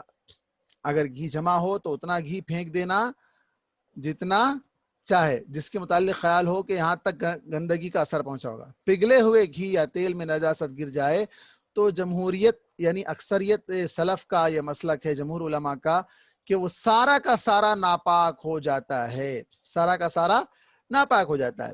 کوئی بھی چیز لکوڈ ہے. اب ایک سوال پانی کے متعلق آگے آئے گا کہ پانی میں ٹینک میں یا سمپ میں اگر کوئی چیز گر جائے، بلی مر گئی یا چوہا مر گیا یا کبھی کوئی پرندہ ٹینک میں آ کر گر کر پانی پینے گیا اور وہ مر گیا، تو ایسی صورت میں اس کا کیا حکم ہے؟ ایک چیز ہے کراہت، ہم خود اس کو استعمال کرنا نہیں چاہیں گے، بدبو آئے گی اس سے. تو ہمارے لیے اصول دیا گیا شریعت کے اندر کہ پانی اگر 2 قلے ہو تو آگے تفصیل آئے گی اس کی، تو وہ لمیٹڈ اگر پانی ہے تو اس میں اگر کوئی چیز گر کے مر جائے تو اس کی 3 چیزیں دیکھی جائے گی. تینوں میں سے کوئی ایک چیز بھی اگر چینج ہو جائے تو پھر اس کو استعمال نہیں کیا جا سکتا ہے. لکوڈ کی بات آئی اس لیے میں پانی کو یہاں لے لیا ہوں، اگرچہ کہ پانی کا مسئلہ آگے آ رہا ہے. لکوڈ میں پانی بھی ہے تو اس میں 3 چیزوں میں اس کا رنگ نہ بدلا ہو، اگر رنگ بدل گیا تو آپ اس کو استعمال نہیں کر سکتے. اس کی بو نہ بدلی ہو، اگر اس میں بو آ رہی ہے تو آپ اس کو استعمال نہیں کر سکتے. اس کا ذائقہ نہ بدلا ہو، ٹیسٹ نہ بدلا ہو، اگر ٹیسٹ بدل گیا تو بھی آپ اس کو استعمال نہیں کر سکتے ہیں. تو اس طرح یہ پانی کا مسئلہ ہے. پانی میں جو سم میں یا ٹینک میں یا کہیں بھی اگر پانی گر جائے، پانی کے اندر کوئی چیز طرح کی گر جائے اور اس کی وجہ سے اس کا رنگ بدل گیا، آپ اس کو پھینک دیں گے. اس کا مزہ بدل گیا، آپ اس کو پھینک دیں گے. آپ اس کے اندر اگر اس کا کلر بدل گیا یا ٹیسٹ بدل بو آ گیا یا گئی. بو آ رہی ہے تو بھی آپ اس کو استعمال نہیں کر سکتے ہیں. استعمال سے مراد جو چیز ناپاک ہو جائے وہ پاک نہیں کر سکتی، اب آپ اس سے وضو نہیں کر سکتے ہیں، یہ مراد ہے. اس کے بعد ہے مردہ جانور کی کھال. جانور مر گیا، جانور مر گیا، اپنی موت مر گیا، تبھی موت مر گیا. جیسے عام طور پر ہوتا ہے بکریاں وغیرہ لاری میں لوڈ کر کے لاتے ہیں، ایک کے اوپر ایک دب کے مر جاتے ہیں. اب وہ مر گیا ہے تو ہمارے لیے وہ حرام ہے، مرا ہوا جانور حرام ہے. تو کیا اس کی کھال، اس کا چمڑا استعمال کر سکتے ہیں؟ تو ہمارے لیے شریعت نے اجازت دی کہ اس کا چمڑا نکال کر اس کو دباغت دینا. دباغت دینا مطلب جیسے ہمارے پاس سسٹم ہے، نمک لگا کے اس کو دھوپ میں سکھاتے ہیں، اس کی غلاظت صاف ہو جائے اور اس کے بعد پھر اس کو استعمال کیا جاتا ہے. آج کل کئی اس کے اپڈیٹ طریقے آ گئے، کئی مشنریز آ گئی ہے، کئی اس کی ٹیکنالوجی آ چکی ہے جس کی وجہ سے آسانیاں ہو چکی ہیں. تو مردہ جانور کی کھال دباغت دینے یعنی داغ دینے سے پاک ہو جاتی ہے اور اسے ہر قسم کے استعمال میں لایا جا سکتا ہے. اگر کوئی آپ جو ہے لیدر کا جیکٹ لے رہے ہیں، ارے یہ حلال کا ہے یا حرام کا ہے، یہ آپ نہیں پوچھ سکتے، کیونکہ جب وہ جیکٹ بن کے آیا ہے تو وہ دباغت کے سارے مراحل پار کر کے وہاں تک آ کر جیکٹ بنا ہے. آپ پیکٹ یوز کر رہے ہیں یا بیلٹ یوز کر رہے ہیں یا شو یوز کر رہے ہیں یا بیگ یوز کر رہے ہیں، کوئی بھی چیز آپ لیدر کی یوز کر رہے ہیں، کار میں آپ جو ہے نا سیٹ لگا رہے ہیں لیدر کی، تو وہاں پر آپ یہ نہیں دیکھیں گے کہ یہ حلال جانور کا تھا یا حرام جانور کا تھا. یعنی حرام سے مراد مردہ جانور کا تھا. حرام یہ چمڑے تو ڈھول پہ بھی استعمال ہوتے ہیں نا شیخ؟ اپن تو ڈھول نہیں بجاتے نا شیخ، نہیں تو حرام والا ڈھول بول رہا اپنے استعمال کی چیزیں میں ذکر کرا. تھا. اچھا اچھا. جی. اور حرام حلال جانور ہو لیکن مردہ ہو تو وہ بھی حرام ہے نا ہمارے لیے، وہ ہاں مقصد ہے. سور کی چربی استعمال نہیں کرنا. سور کا چمڑا استعمال کر سکتے؟ کچھ بھی نہیں. نہیں کر سکتے. جو جانور زندہ ہو تب حرام ہے، تو اس کے مردہ ہونے کے بعد بھی ساری چیزیں حرام ہی ہیں. البتہ جو جانور حلال ہے لیکن وہ مر چکا ہے اپنی موت، اب اس کو کھایا نہیں جا سکتا لیکن اس کے چمڑے سے فائدہ اٹھایا جا سکتا ہے، اس کے چمڑے سے فائدہ اٹھایا جا سکتا ہے. جیسا کہ روایت حضرت ابن عباس رضی اللہ عنہما کی، نبی کریم صلی اللہ علیہ وسلم فرمایا دباغت سے کھال پاک ہو جاتی ہے. صحیح بخاری اور صحیح مسلم کی روایت ہے. ایک اور حدیث مجھے یاد آتی ہے اس سلسلے میں کہ ایک مرتبہ اللہ کے رسول صلی اللہ علیہ وسلم کہیں سے گزر رہے تھے، غالباً حضرت جابر رضی اللہ عنہ کی روایت ہے کہ آپ نے دیکھا کہ کچھ لوگ مری ہوئی بکری کو کھینچ کر لے جا رہے ہیں، مری ہوئی بکری کو کھینچ کر لے جا رہے ہیں. تو آپ صلی اللہ علیہ وسلم نے کہا ہلا دبغتموہ، کیا ہی بہتر ہوتا کہ تم اس کی کھال اتار کر اس کو دباغت دے لیتے، کھال اتار کر تم اس کو دباغت دے لیتے، یعنی اس کی کھال کو استعمال کر سکتے ہو، کھال کو استعمال کر لیتے. تو یہ مردہ جانور کی کھال. اب یہاں پر یہ بھی مسئلہ ہے کہ دباغت دیا ہوا کوئی لیدر ہے، اب آپ اس پر نماز پڑھنا چاہتے ہیں، لیدر کی سیٹ ہے، لیدر کا جو ہے نا کوئی فرش ہے، لیدر کی کوئی چیز آپ پہنے ہوئے ہیں, بیلٹ لگائے ہوئے ہیں, آپ لیدر کی پاکٹ آپ کے جیب میں ہیں, ارے اب یہ جیب میں ہے, حلال ہے کہ حرام ہے, کہ نماز ہوتی کہ نہیں ہوتی, کہ یہ نہیں سوچنا ہے آپ کو, نماز ہو جائے گی کیونکہ وہ دباغت کے مراحل سے گزر کر آئی ہے, اب وہ پاک صاف ہے. جی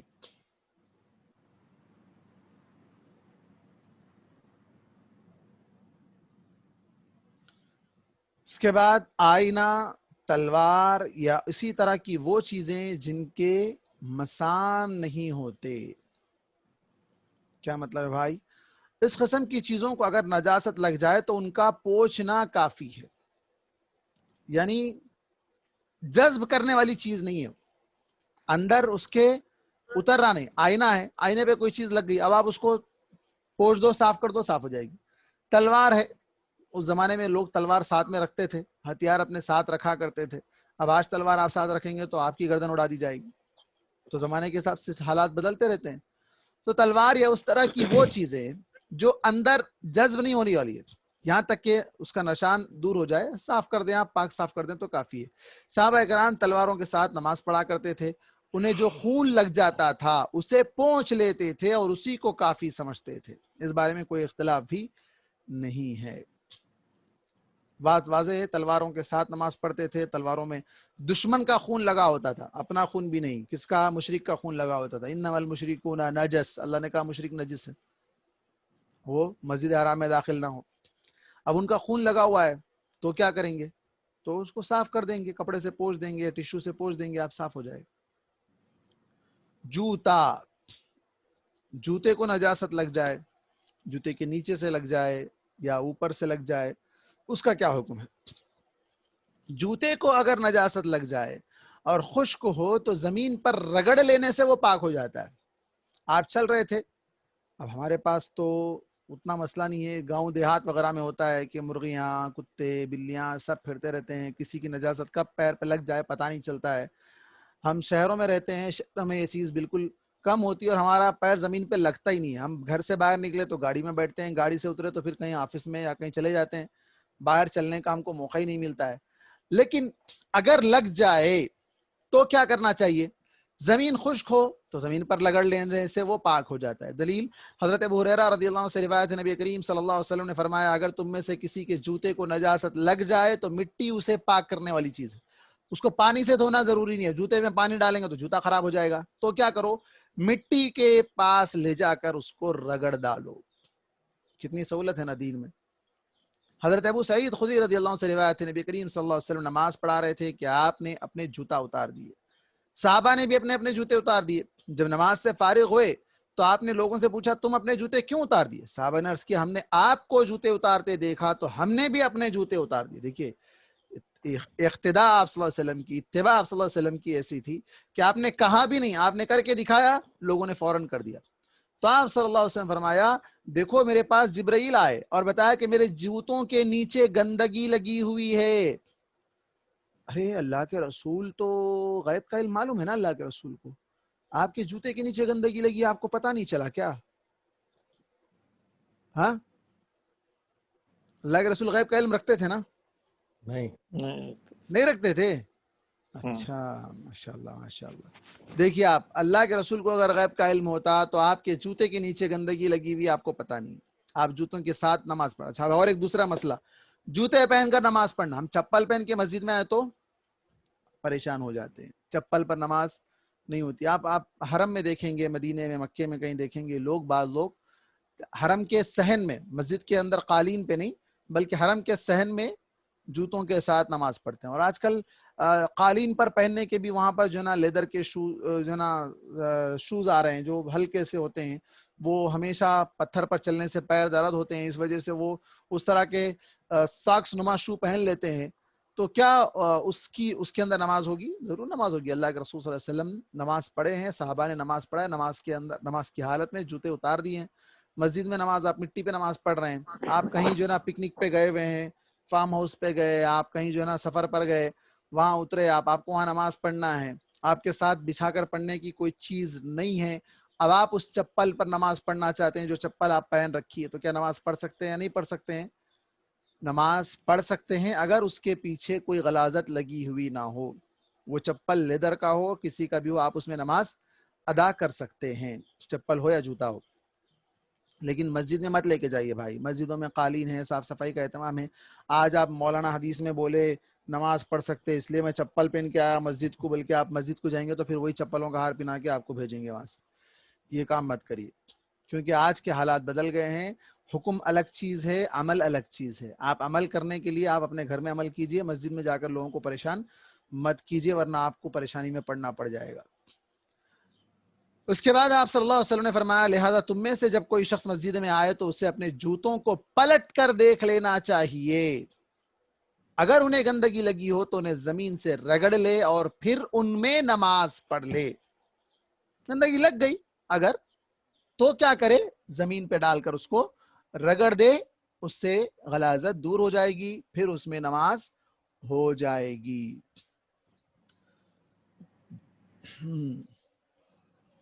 یہاں تک میرے خیال سے یہ کافی ہے. اب ہم اس کے بعد پڑھتے ہیں انشاءاللہ.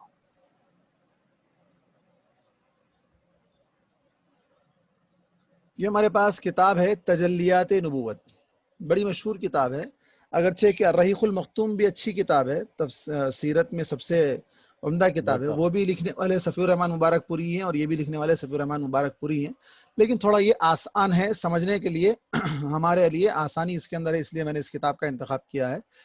اس کتاب میں آپ صلی اللہ علیہ وسلم کی سیرت کو ہم انشاءاللہ پڑھیں گے اور اس سے ہم اپنی زندگیوں میں تبدیلی لانے کی کوشش کریں گے.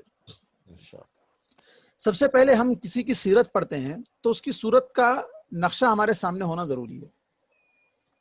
سیرت سے پہلے صورت، تو اس لیے یہاں پر امام ابن حزم رحمۃ اللہ علیہ کی جانب سے ترجمانی کی گئی ہے. انہوں نے اللہ کے رسول صلی اللہ علیہ وسلم کی صورت اور آپ صلی اللہ علیہ وسلم کے جسمانی خد و خال کے اعتبار سے جو احادیث میں آئی ہیں سب کو ایک جگہ جمع کر کے کیسے آپ صلی اللہ علیہ وسلم کا جسمانی حلیہ تھا اس پر یہاں پر انہوں نے لکھا ہے. رسول اللہ صلی اللہ علیہ وسلم نہ بہت لمبے تھے نہ پست قد تھے، بلکہ آپ کا قد مبارک درمیانہ تھا. آپ کی ہائٹ کیا تھی؟ میڈیم تھی، نہ ایک دم زیادہ لمبے تھے کہ دیکھنے والوں کو لگے کہ اتنے لمبے ہیں گردن اٹھا کر دیکھنا پڑے، نہ ہی پست قد تھے کہ لوگوں میں عیب اس کا جو ہے نا ظاہر ہو، بلکہ درمیانہ قد کے تھے. رنگ کے اعتبار سے نہ آپ بالکل سفید تھے نہ گندم گون تھے، بلکہ رنگ سفیدی کے ساتھ سرخی لیے ہوا تھا. کیا معنی اس کا؟ آپ کا رنگ اتنا وائٹ بھی نہیں تھا، جیسے آپ دیکھیں گے بعض لوگ گورے ہوتے ہیں لیکن ایک دم وائٹ، ایسا لگتا ہے ان کے جسم میں خون ہے یا نہیں ہے نہیں پتا ہوتا ہے. یا گندم گو مطلب تھوڑا ہمارے پاس اس کو کیا کہتے ہیں آپ؟ سونلا کلر. گورے بھی ہوتے ہیں لیکن تھوڑا سا اس کے اندر سونلا کلر ہوتا ہے، نہ ویسے تھے، بلکہ آپ سفیدی کے ساتھ سرخی لیے ہوئے تھے. Pink colour, white and red دو ملا کر پنک بن جاتا ہے، تو پنک کلر آپ کا تھا. چہرہ مبارک 14ویں رات کے چاند کی طرح روشن تھا. آپ کا چہرہ پر نور تھا، آپ نورانی نہیں تھے، آپ کا چہرہ پر نور تھا. آپ نور سے بنے ہوئے نہیں تھے بلکہ مٹی ہی سے بنے ہوئے تھے.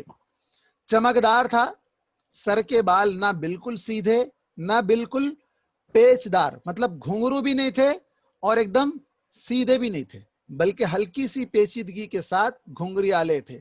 نہ پورے بال گھنگرو تھے، جیسے آپ دیکھیں گے افریقن ہے، افریقن کے بال آپ دیکھیں بہت زیادہ گھنگرو ہوتے ہیں، ذرہ ایک کیا کہتے ہیں تھوڑا سا 1 انچ بھی آپ کو ان کا بال سیدھا نہیں ملے گا. پورے بال ان کے جڑ سے ہی گھنگرو ہوتے ہیں، جڑ سے ہی. تو ویسے بھی نہیں تھے اور ایک دم اسٹریٹ بھی نہیں تھے. اعضاء کے جوڑوں کی ہڈیاں موٹی اور پرگوشت تھیں. آپ کی ہڈیاں جو اچھی تھی ماشاءاللہ، صحت مند تھے، اس لیے کہ نبیوں پر بوجھ بھی ہوتا تھا اور آپ کے پاس طاقت بھی بہت زیادہ ہوا کرتی تھی. پلکیں سیاہ سرمگی تھی. پلک کس کو کہتے ہیں؟ آنکھوں کی جو پلک ہوتی ہے، آنکھ کے اوپر جو پردہ ہوتا ہے وہ سیاہ سرمگی، مطلب تھوڑا بلیک اور کیا کہتے ہیں سرمگی، سرمے کے کلر سے ملتا جلتا. آنکھوں کی سفیدی میں باریک سرخ ڈورے، آنکھوں کی سفیدی میں باریک سرخ ڈورے. آنکھ کی جو دیدہ ہوتا ہے، آنکھوں کا جو دیدہ ہوتا ہے اس کے اندر آپ دیکھیں گے خون کی لکیریں نظر آتی ہے، تو اسی کو کہا گیا باریک سرخ ڈورے تھے. دندان مبارک، دندان کس کو کہتے ہیں؟ اب اتنی فصیح اردو ہے ہمارے پاس یہ کہ آج کے لوگوں کو ایک ایک لفظ کی وضاحت کرنا ضروری ہے، کیونکہ ہم لوگ اردو جاننے والے نہیں ہیں. دندان دانت کو کہتے ہیں ٹوتھ. دانت کیسے تھے آپ کے؟ خوبصورت اور چمکدار تھے. کیوں تھے خوبصورت اور چمکدار؟ اس لیے کہ آپ ہمیشہ مسواک کرتے رہتے تھے. آپ صلی اللہ علیہ وسلم نے مسواک کے تعلق سے کیا کہا تھا کہ مسواک دانتوں کو، منہ کو صاف کرتا ہے اور رب کو خوش کرتا ہے. مطہرۃ للفم ومرضاۃ للرب. دہنے اعتدال کے ساتھ، فراخ یعنی تنگ نہ تھا، نہ خوبصورت تھی، رفتار تیز تھی. چلتے تو معلوم ہوتا تھا کہ آپ ڈھلوان زمین پر اتر رہے ہیں. جب آپ توجہ فرماتے تو پورے بدن کے ساتھ فرماتے تھے. یعنی صرف گردن پھیر کر متوجہ نہیں ہوتے تھے، بلکہ آپ پوری طرح جسم کے ساتھ ٹرن ہو جاتے تھے. آج ہمارے پاس کیا ہے، آج تو ہم بات کرو، ایک طرف بات ہو رہی ہے، دوسری طرف ہاں بولو بولو سن رہا ہوں. ہمارا دماغ کہیں اور ہے، دل کہیں اور باڈی ہے. پریزنٹ، مائنڈ آپشن، ہاں، مائنڈ آپسیٹ. آپ صلی اللہ علیہ وسلم جب کوئی بات کرتا تو اس کی طرف پوری طرح پلٹ جاتے تھے، پلٹ کر اس کی بات کو غور سے دھیان سے سنتے تھے. نگاہ اکثر نیچی رہتی تھی آپ کی. ہتھیلیاں پرگوشت اور ملائم تھی.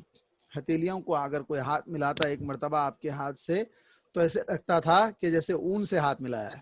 اس قدر نرم اور ملائم آپ کا ہاتھ ہوا کرتا تھا. ایڑی میں گوشت کم تھا، ریش مبارک گھنی اور بال سیاہ تھے. ریش کس کو کہتے ہیں؟ بالوں کو. آپ کے یہاں پر مراد داڑھی ہے، داڑھی آپ کی تھی. آپ کے پاؤں کے تلوے قدرے گہرے تھے.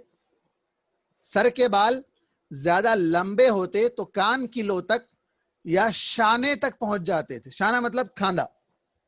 شانہ کس کو کہتے ہیں؟ ہمارا اردو کا شانہ نہیں. اردو میں شانہ کس کو بولتے؟ جو زیادہ عقل اپنی دکھائے. ہاں، ڈیڑھ دماغ والے ہوتے ہیں. یہاں پر شانہ اردو میں فصیح لفظ میں کس میں استعمال ہوتا ہے؟ کھاندے کا اوپری حصہ. ورنہ نصف کان کی لو تک یا شانے تک رہتے تھے. آپ صلی اللہ علیہ وسلم بال رکھتے تھے تو سر کے ابتدائی حصے سے لے کر آخر تک بال ایک ہی جیسے رہتے تھے. یا تو پورے بال کٹتے تھے یا تو پورے بال چھوڑ دیتے تھے آپ سے. اب جب چھوڑتے تھے تو کہاں تک چھوڑتے تھے؟ کان کی جو لو ہے، کان کا جو نرم حصہ ہے نیچے وہاں تک، یا گردن تک، یا کاندھے تک. یہ آپ کے بالوں کا ہائٹ تھا. اب ہمارے پاس بال رکھتے ہیں آج کل ہمارے نوجوان، بال پہلے چھوڑ لیتے، اس کے بعد کیا بولتے؟ سنت بولتے. پہلے کسی ہیرو کی سٹائل مارتے، کسی کے نقل مارتے، یا آج کل تو چوٹیاں ڈال رہے ہیں. عورتیں چوٹیاں ڈالنا چھوڑ دیے، مرد حضرات چوٹیاں ڈال رہے ہیں. عورتیں جو ہے نا بچیوں کو پہلے ٹائی لگاتے تھے، اب بچیاں ٹائی نہیں لگا رہے ہیں، بچے ٹائی لگا رہے ہیں. زمانہ بدل رہا ہے بھائی. تو آپ صلی اللہ علیہ وسلم جو بال رکھتے تھے ویسے بال اگر کوئی رکھ رہا ہے تو واقعی وہ بال رکھنا سنت ہے. لیکن آج جو اسٹائل کے ساتھ صرف سامنے کے بال بڑھائے جائیں، صرف پیچھے کے بال بڑھائے جائیں، سائڈ کے ادھر سے کاٹ دیے ادھر سے کاٹ دیے، ہاں، پک کٹنگ کرا رہے ہیں آج کل لوگ. پک کٹنگ بولتے ہیں ہم لوگ اس کو، سور کی کٹنگ ہے آج کل. کٹنگ کس طرح کرا رہے ہیں؟ ایک طرف ایک سائڈ کا کٹا دی، ایک طرف کا نہیں. اللہ کے رسول صلی اللہ علیہ وسلم نے ایسا کٹانے سے منع کیا، ایسے بال کاٹنے سے منع کیا. آپ کے سر اور داڑھی کے بال کیا یہ 20 سے زیادہ سفید نہ تھے. یعنی گنتی کے بال سفید تھے. پورے جسم کے بال آپ کے سر اور داڑھی کے بال اگر ملا لیے جائیں تو پورے جسم میں جتنے بال تھے آپ کے سر اور داڑھی میں، سفید بال کتنے تھے؟ 20 سے کم تھے، 20 سے زیادہ نہیں تھے. یہ آپ صلی اللہ علیہ وسلم کا ایک حلیہ یہاں پر دیا گیا. اور ایک صحابیہ ہیں حضرت ام معبد رضی اللہ عنہا، وہ آپ صلی اللہ علیہ وسلم کے تعلق سے بیان کرتی ہیں: پاکیزہ روح، کشادہ چہرہ. پاکیزہ روح مطلب دیکھنے میں پاک باز، چہرہ آپ کا پاکیزہ تھا. کشادہ چہرہ، پسندیدہ خو، نہ توند نکلی ہوئی، نہ چندریا کے بال گرے ہوئے. زیبا، صاحب جمال، آنکھیں سیاہ و فراخ، بال لمبے اور گھنے، آواز میں بھاری پن، بلند گردن، روشن مردمک. بہت فصیح الفاظ ہے، بہت فصیح الفاظ ہے. بعض الفاظ میں تو مجھے بھی ڈکشنری لینا پڑے گا. اب یہ توند نکلی ہوئی، نہ چندریا کے بال گرے ہوئے، بہت فصیح لفظ ہے. سرمگی چشم، آپ کی آنکھیں سرمگی تھی. باریک و پیوستہ ابرو، سیاہ گھنگریالے بال. گھنگریالے بال ابھی وضاحت ہوگی کہ پورے گھنگرے نہیں تھے. خاموش، بہت کم بات کرتے تھے. وقار کے ساتھ، گویا دل بستگی لیے ہوئے. دور سے دیکھنے میں زیب دیدہ و دل فریب، قریب سے نہایت شیریں و کمال حسین، شیرین کلام، بات میں مٹھاس ہوتی تھی، واضح الفاظ ہوتے تھے، ہیچ پیچ ہیر پھیر نہیں ہوتی تھی، کلام کی کمی بیشی سے الفاظ سے معرہ، تمام گفتگو میں موتیوں کی لڑی جیسے پوری ہوئی ہو، بات کر رہے ہیں تو ایسا لگتا ہے ایک کے بعد ایک جملہ ایسا دکھتا جیسے لڑی میں پرایا ہوا جملہ ہے، کوئی جملہ بیچ میں حذف نہیں ہوتا، میانہ قد کیے، کوتاہی سے حقیر نظر نہیں آتے، نہ طویل کے آنکھ سے اس سے نفرت کرتی، زیب دیدہ نحال کی تازہ شاخ، زیبندہ منظر و لا قدر، رفیق ایسے کہ ہر وقت اس کے گرد و پیش رہتے ہیں، جب کچھ کہتا ہے تو چپ چاپ سنتے ہیں، حکم دیتا ہے تو تعمیل کے لیے جھپٹتے ہیں، مخدوم آپ کی خدمت لوگ کرتے تھے، مطاع آپ کی اطاعت کرتے تھے، نہ کوتاہ سخن آپ سختی سے بات کرنے والے نہیں تھے، نہ ترش رو، نہ ٹیڑھا مزاج تھا آپ کا، نہ فضول گو، نہ بد کلامی، بیکار بات آپ نہیں کرتے تھے۔ یہ آپ صلی اللہ علیہ وسلم کا ایک اجمالی خاکہ ہے، آپ صلی اللہ علیہ وسلم کیسے تھے اجمالی طور پر، سرسری طور پر ہم نے یہاں پر جانا ہے۔ اب آتے ہیں آپ صلی اللہ علیہ وسلم کا نسب نامے کی طرف۔ آپ کا نام محمد صلی اللہ علیہ وسلم ہے، آپ ہمارے نبی ہیں، اللہ تعالیٰ نے آپ کو آخری نبی بنا کر بھیجا ہے، تو ضروری ہے کہ ہم آپ کی سیرت جانیں۔ آج ہم دنیا کے کرکٹروں کی سیرت جانتے ہیں، ہیرو ہیروئن کی سیرت جانتے ہیں، بڑے بڑے بزنس مین کی سیرت جانتے ہیں، پولیٹیشنز کی سیرت جانتے ہیں، لیکن ہمیں نہیں معلوم ہے، تو کیا نہیں معلوم ہے؟ اللہ کے نبی کی سیرت نہیں معلوم ہے، صحابہ کی سیرت نہیں معلوم۔ آج ہم مسلمان ایسے ہیں، ہمیں سب معلوم ہے۔ پولیٹیشین آپ پوچھو، آزادی سے لے کر اب تک کتنے پرائم منسٹر گزرے، کون کہاں کا گزرا، کدھر کا تھا، سب بتائیں گے۔ کرکٹر کون کتنے رن مارا، کتنے وکٹ لیا، کیا کرا، کون ورلڈ کپ جیتے تھے، کب جیتے تھے، سب پورا یاد ہے ہسٹری میں۔ اور پھر ہیرو ہیرون کا تو پوچھو مت، پورے یہ نالی کے کیڑے، ان کا تو سب یاد رہتا ہے۔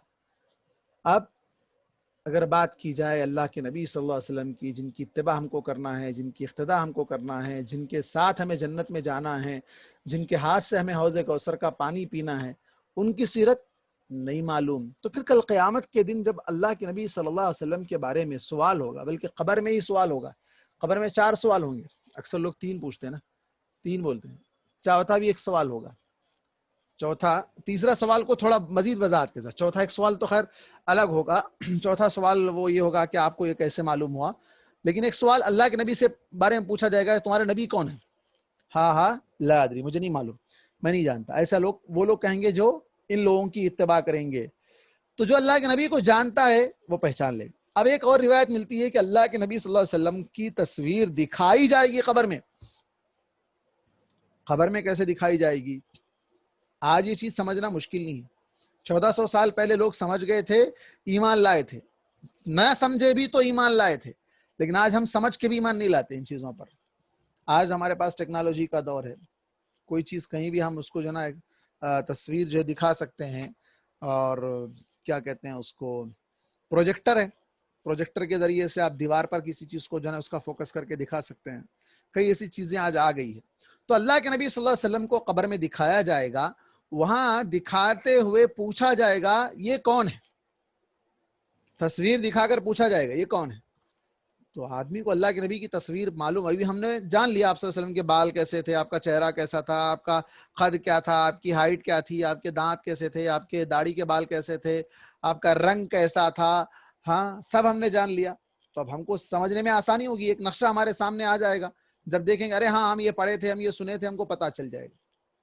تو بالکل اسی طرح جو آدمی کو جس سے انٹرسٹ ہوگا وہ اسی کی طرف رغبت کے ساتھ وہ علم حاصل کرے گا۔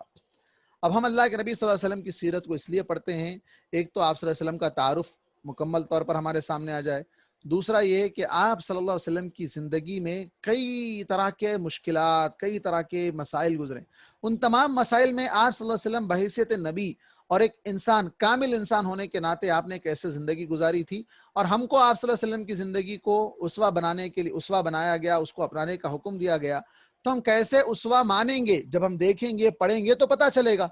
اب ہمارے ہندوستانی جو حالات آج بدل رہے ہیں، کروٹ لے رہے ہیں، مختلف طرح کی باتیں ہو رہی ہے، ایسے دور میں ہمیں مکی زندگی کو سامنے رکھنا ہے۔ اللہ کے رسول صلی اللہ علیہ وسلم کی مکی زندگی کیسی تھی؟ جب دین اسلام مغلوب تھا تو کیا حالات تھے؟ دین اسلام جب غالب ہوا تو تب آپ صلی اللہ علیہ وسلم کا کیا حال تھا؟ وہ تمام چیزوں کو ہم جاننے کے لیے ہم سیرت پڑھ رہے ہیں. تو سب سے پہلے ہم بنیادی طور پر نسب نامہ پڑھتے ہیں. نسب میں آپ صلی اللہ علیہ وسلم کا جو سلسلہ ہے، چین ہے، وہ چین کو یہاں پر واضح ہے. آپ صلی اللہ علیہ وسلم کی مشہور سند ہے یہ بالاتفاق: محمد بن عبداللہ بن عبد المطلب بن ہاشم بن عبد مناف بن قصی بن کلاب بن مرہ بن کعب بن لؤی بن غالب بن فار بن مالک بن نضر بن کنانہ بن خزیمہ بن مدرکہ بن الیاس بن مضر بن نزار بن معد بن عدنان. عدنان، یہ جو آخر میں عدنان ہے، یہ عدنان بالاتفاق حضرت اسماعیل علیہ السلام کی اولاد میں سے ہیں، ان کی نسل میں سے ہے. لیکن دونوں کے درمیان کتنی پشتیں ہیں اور ان کے کیا نام ہیں، اس بارے میں بڑا اختلاف ہے. آپ صلی اللہ علیہ وسلم کی والدہ کا نام آمنہ تھا، اور ان کے والد وہب بن عبد مناف بن زہرہ بن کلاب، پھر جا کے وہیں مل رہے ہیں. آپ کے والد صاحب کی طرف سے جو سلسلہ جا کر مل رہا ہے، کہاں جا کر مل رہا ہے؟ آپ دیکھیں یہاں پر عبد مناف، یہاں پر مل رہا ہے، عبد مناف کے پاس جا کر مل رہا ہے. کہاں مل رہا ہے؟ وہب بن عبد مناف بن زہرہ بن کلاب.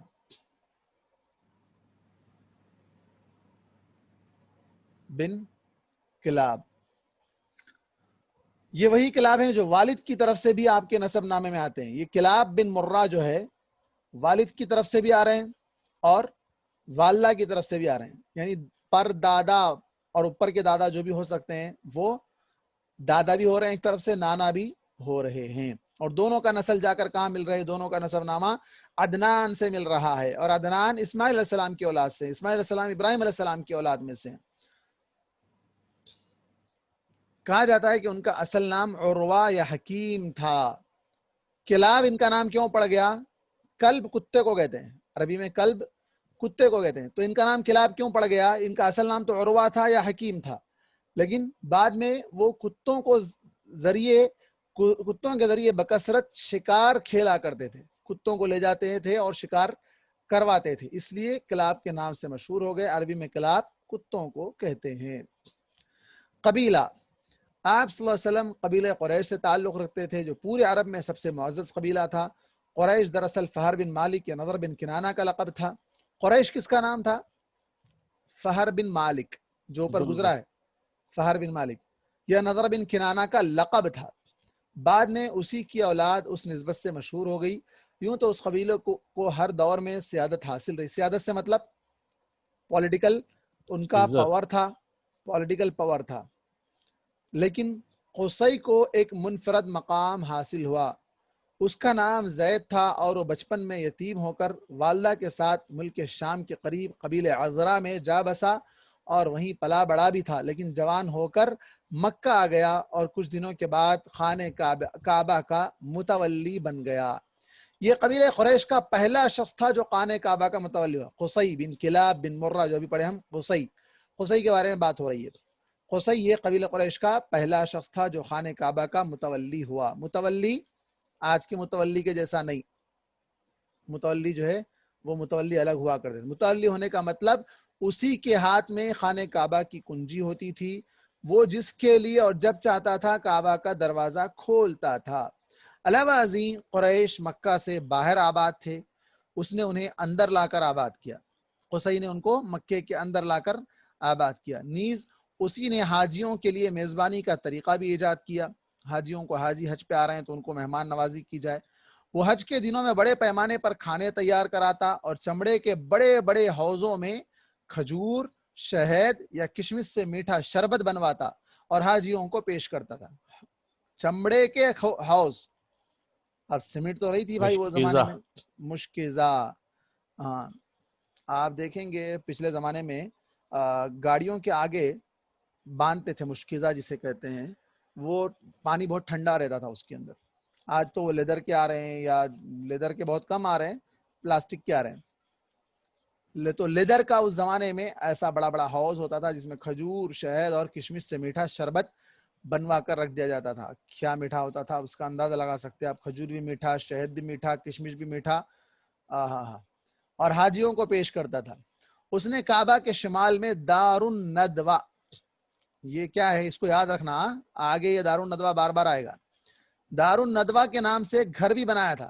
یہ کیا تھا دار الندوہ؟ پارلیمنٹ تھا ان کا، نیچے آ رہا ہے یہاں پہ لفظ، جو قریش کی اجتماعی سرگرمیوں کا مرکز تھا یہی ان کی پارلیمنٹ بھی تھی، یہیں پر ساری پلاننگ ہوتی تھی، ممبر آف پارلیمنٹ قریش کے لوگ ہی تھے، اور اسی میں وہ شادی وغیرہ کی رسمیں بھی انجام دیتے تھے، کمیونٹی ہال بھی تھا، وہ شادیاں بھی وہیں پر ہوتی تھی۔ قریش کا جھنڈا اور کمان بھی قصی ہی کے ہاتھ میں تھی، چنانچہ لڑائی کا جھنڈا اس کے سوا کوئی نہیں باندھ سکتا تھا، وہ بڑا کریم اور عقل مند انسان تھا، قریش اس کی بات بے چوں و چرا تسلیم کر لیتے تھے۔ تو قریش کا ایک بہت بڑا سردار گزرا ہے یہ قصی نامی شخص، جو آپ کے دادا پردادا میں آتا ہے۔ اس کے بعد خاندان، آپ صلی اللہ علیہ وسلم کا خاندان آپ کے پردادا ہاشم کی نسبت سے ہاشمی خاندان کہلاتا ہے۔ ہاشم، بنو ہاشم ہم بولتے ہیں، بنو ہاشم، بنو ہاشم، کہاں سے یہ بنو ہاشم؟ آپ کے پردادا کا نام ہاشم ہے، اسی سے ہاشمی خاندان کہلاتا تھا، اور ان کو قصی کے مناصب میں سے حاجیوں کی میزبانی کا منصب حاصل ہوا۔ قصی جو ہاشم سے بھی اوپر تھے، ان کے دادا پرداداؤں میں تھے، وہ جب ہاشم جو آپ صلی اللہ علیہ وسلم کے پردادا تھے، ان کو کیا موقع ملا؟ حاجیوں کی خدمت کا موقع ملا، جو ان کے بعد ان کے بھائی مطلب کی طرف منتقل ہو گیا۔ مطلب کے بعد پھر ہاشم کی اولاد کو یہ منصب حاصل ہوا، مرنے کے بعد ان کے بھائی کو گیا، بھائی کے بعد پھر ہاشم کی اولاد میں آیا اور یہ منصب حاصل ہوا، اور اسلام کی آمد تک انہی کے ہاتھ میں رہا، بلکہ آج تک بھی بنو ہاشم کے خاندان ہی میں آپ صلی اللہ علیہ وسلم نے بعد میں جب مکہ فتح ہوا تھا تو کعبے کی چابی بلا کر واپس ابو طلحہ یا انہی کے خاندان کے لوگوں کو واپس لوٹا دی تھی۔ تفصیل فتح مکہ کے موقع پر آئے گی۔ ہاشم اپنے زمانے کے سب سے عظیم انسان شمار ہوتے تھے، انہیں وادی بطحا کا سردار کہا جاتا تھا۔ وہ روٹی توڑ کر گوشت اور شوربے میں بھگوتے اور لوگوں کو کھانے کے لیے چھوڑ دیتے تھے۔ اس زمانے کی سب سے عمدہ ڈش تھی۔ اب ہماری طرح حلیم دلیم اور جو ہے بریانی مندی تو نہیں تھی، تو سب سے عمدہ ڈش وہ زمانے کی 1400 سال 1500 سال پہلے کی ڈش کیا تھی؟ روٹی کو توڑ کر گوشت کے شوربے میں بھگا کر رکھ دیتے اور لوگ اس سے مزے لے کر کھاتے تھے۔ چونکہ عربی میں اس طرح کسی چیز کے توڑنے کو حشم اور توڑنے والے کو ہاشم کہتے ہیں، اس لیے ان کا نام ہاشم پڑ گیا۔ لو یہ بھی آ گیا، ہاشم ان کا نام کیوں پڑا؟ توڑنے کو حشم کہتے ہیں، وہ روٹی توڑتے تھے اس لیے ان کو حشم، توڑنے والے تھے اس لیے ان کو ہاشم کہا گیا، ورنہ ان کا اصل نام عمر تھا۔ قریش تجارت پیشے تھے، ان کا کام کیا تھا؟ تجارت تھا۔ ہاشم نے ان کے لیے جاڑے میں یمن اور گرمی میں شام کا تجارتی سفر منظم کیا اور اس کے لیے دونوں ملکوں کے ذمہ داروں سے ضمانتیں حاصل کی۔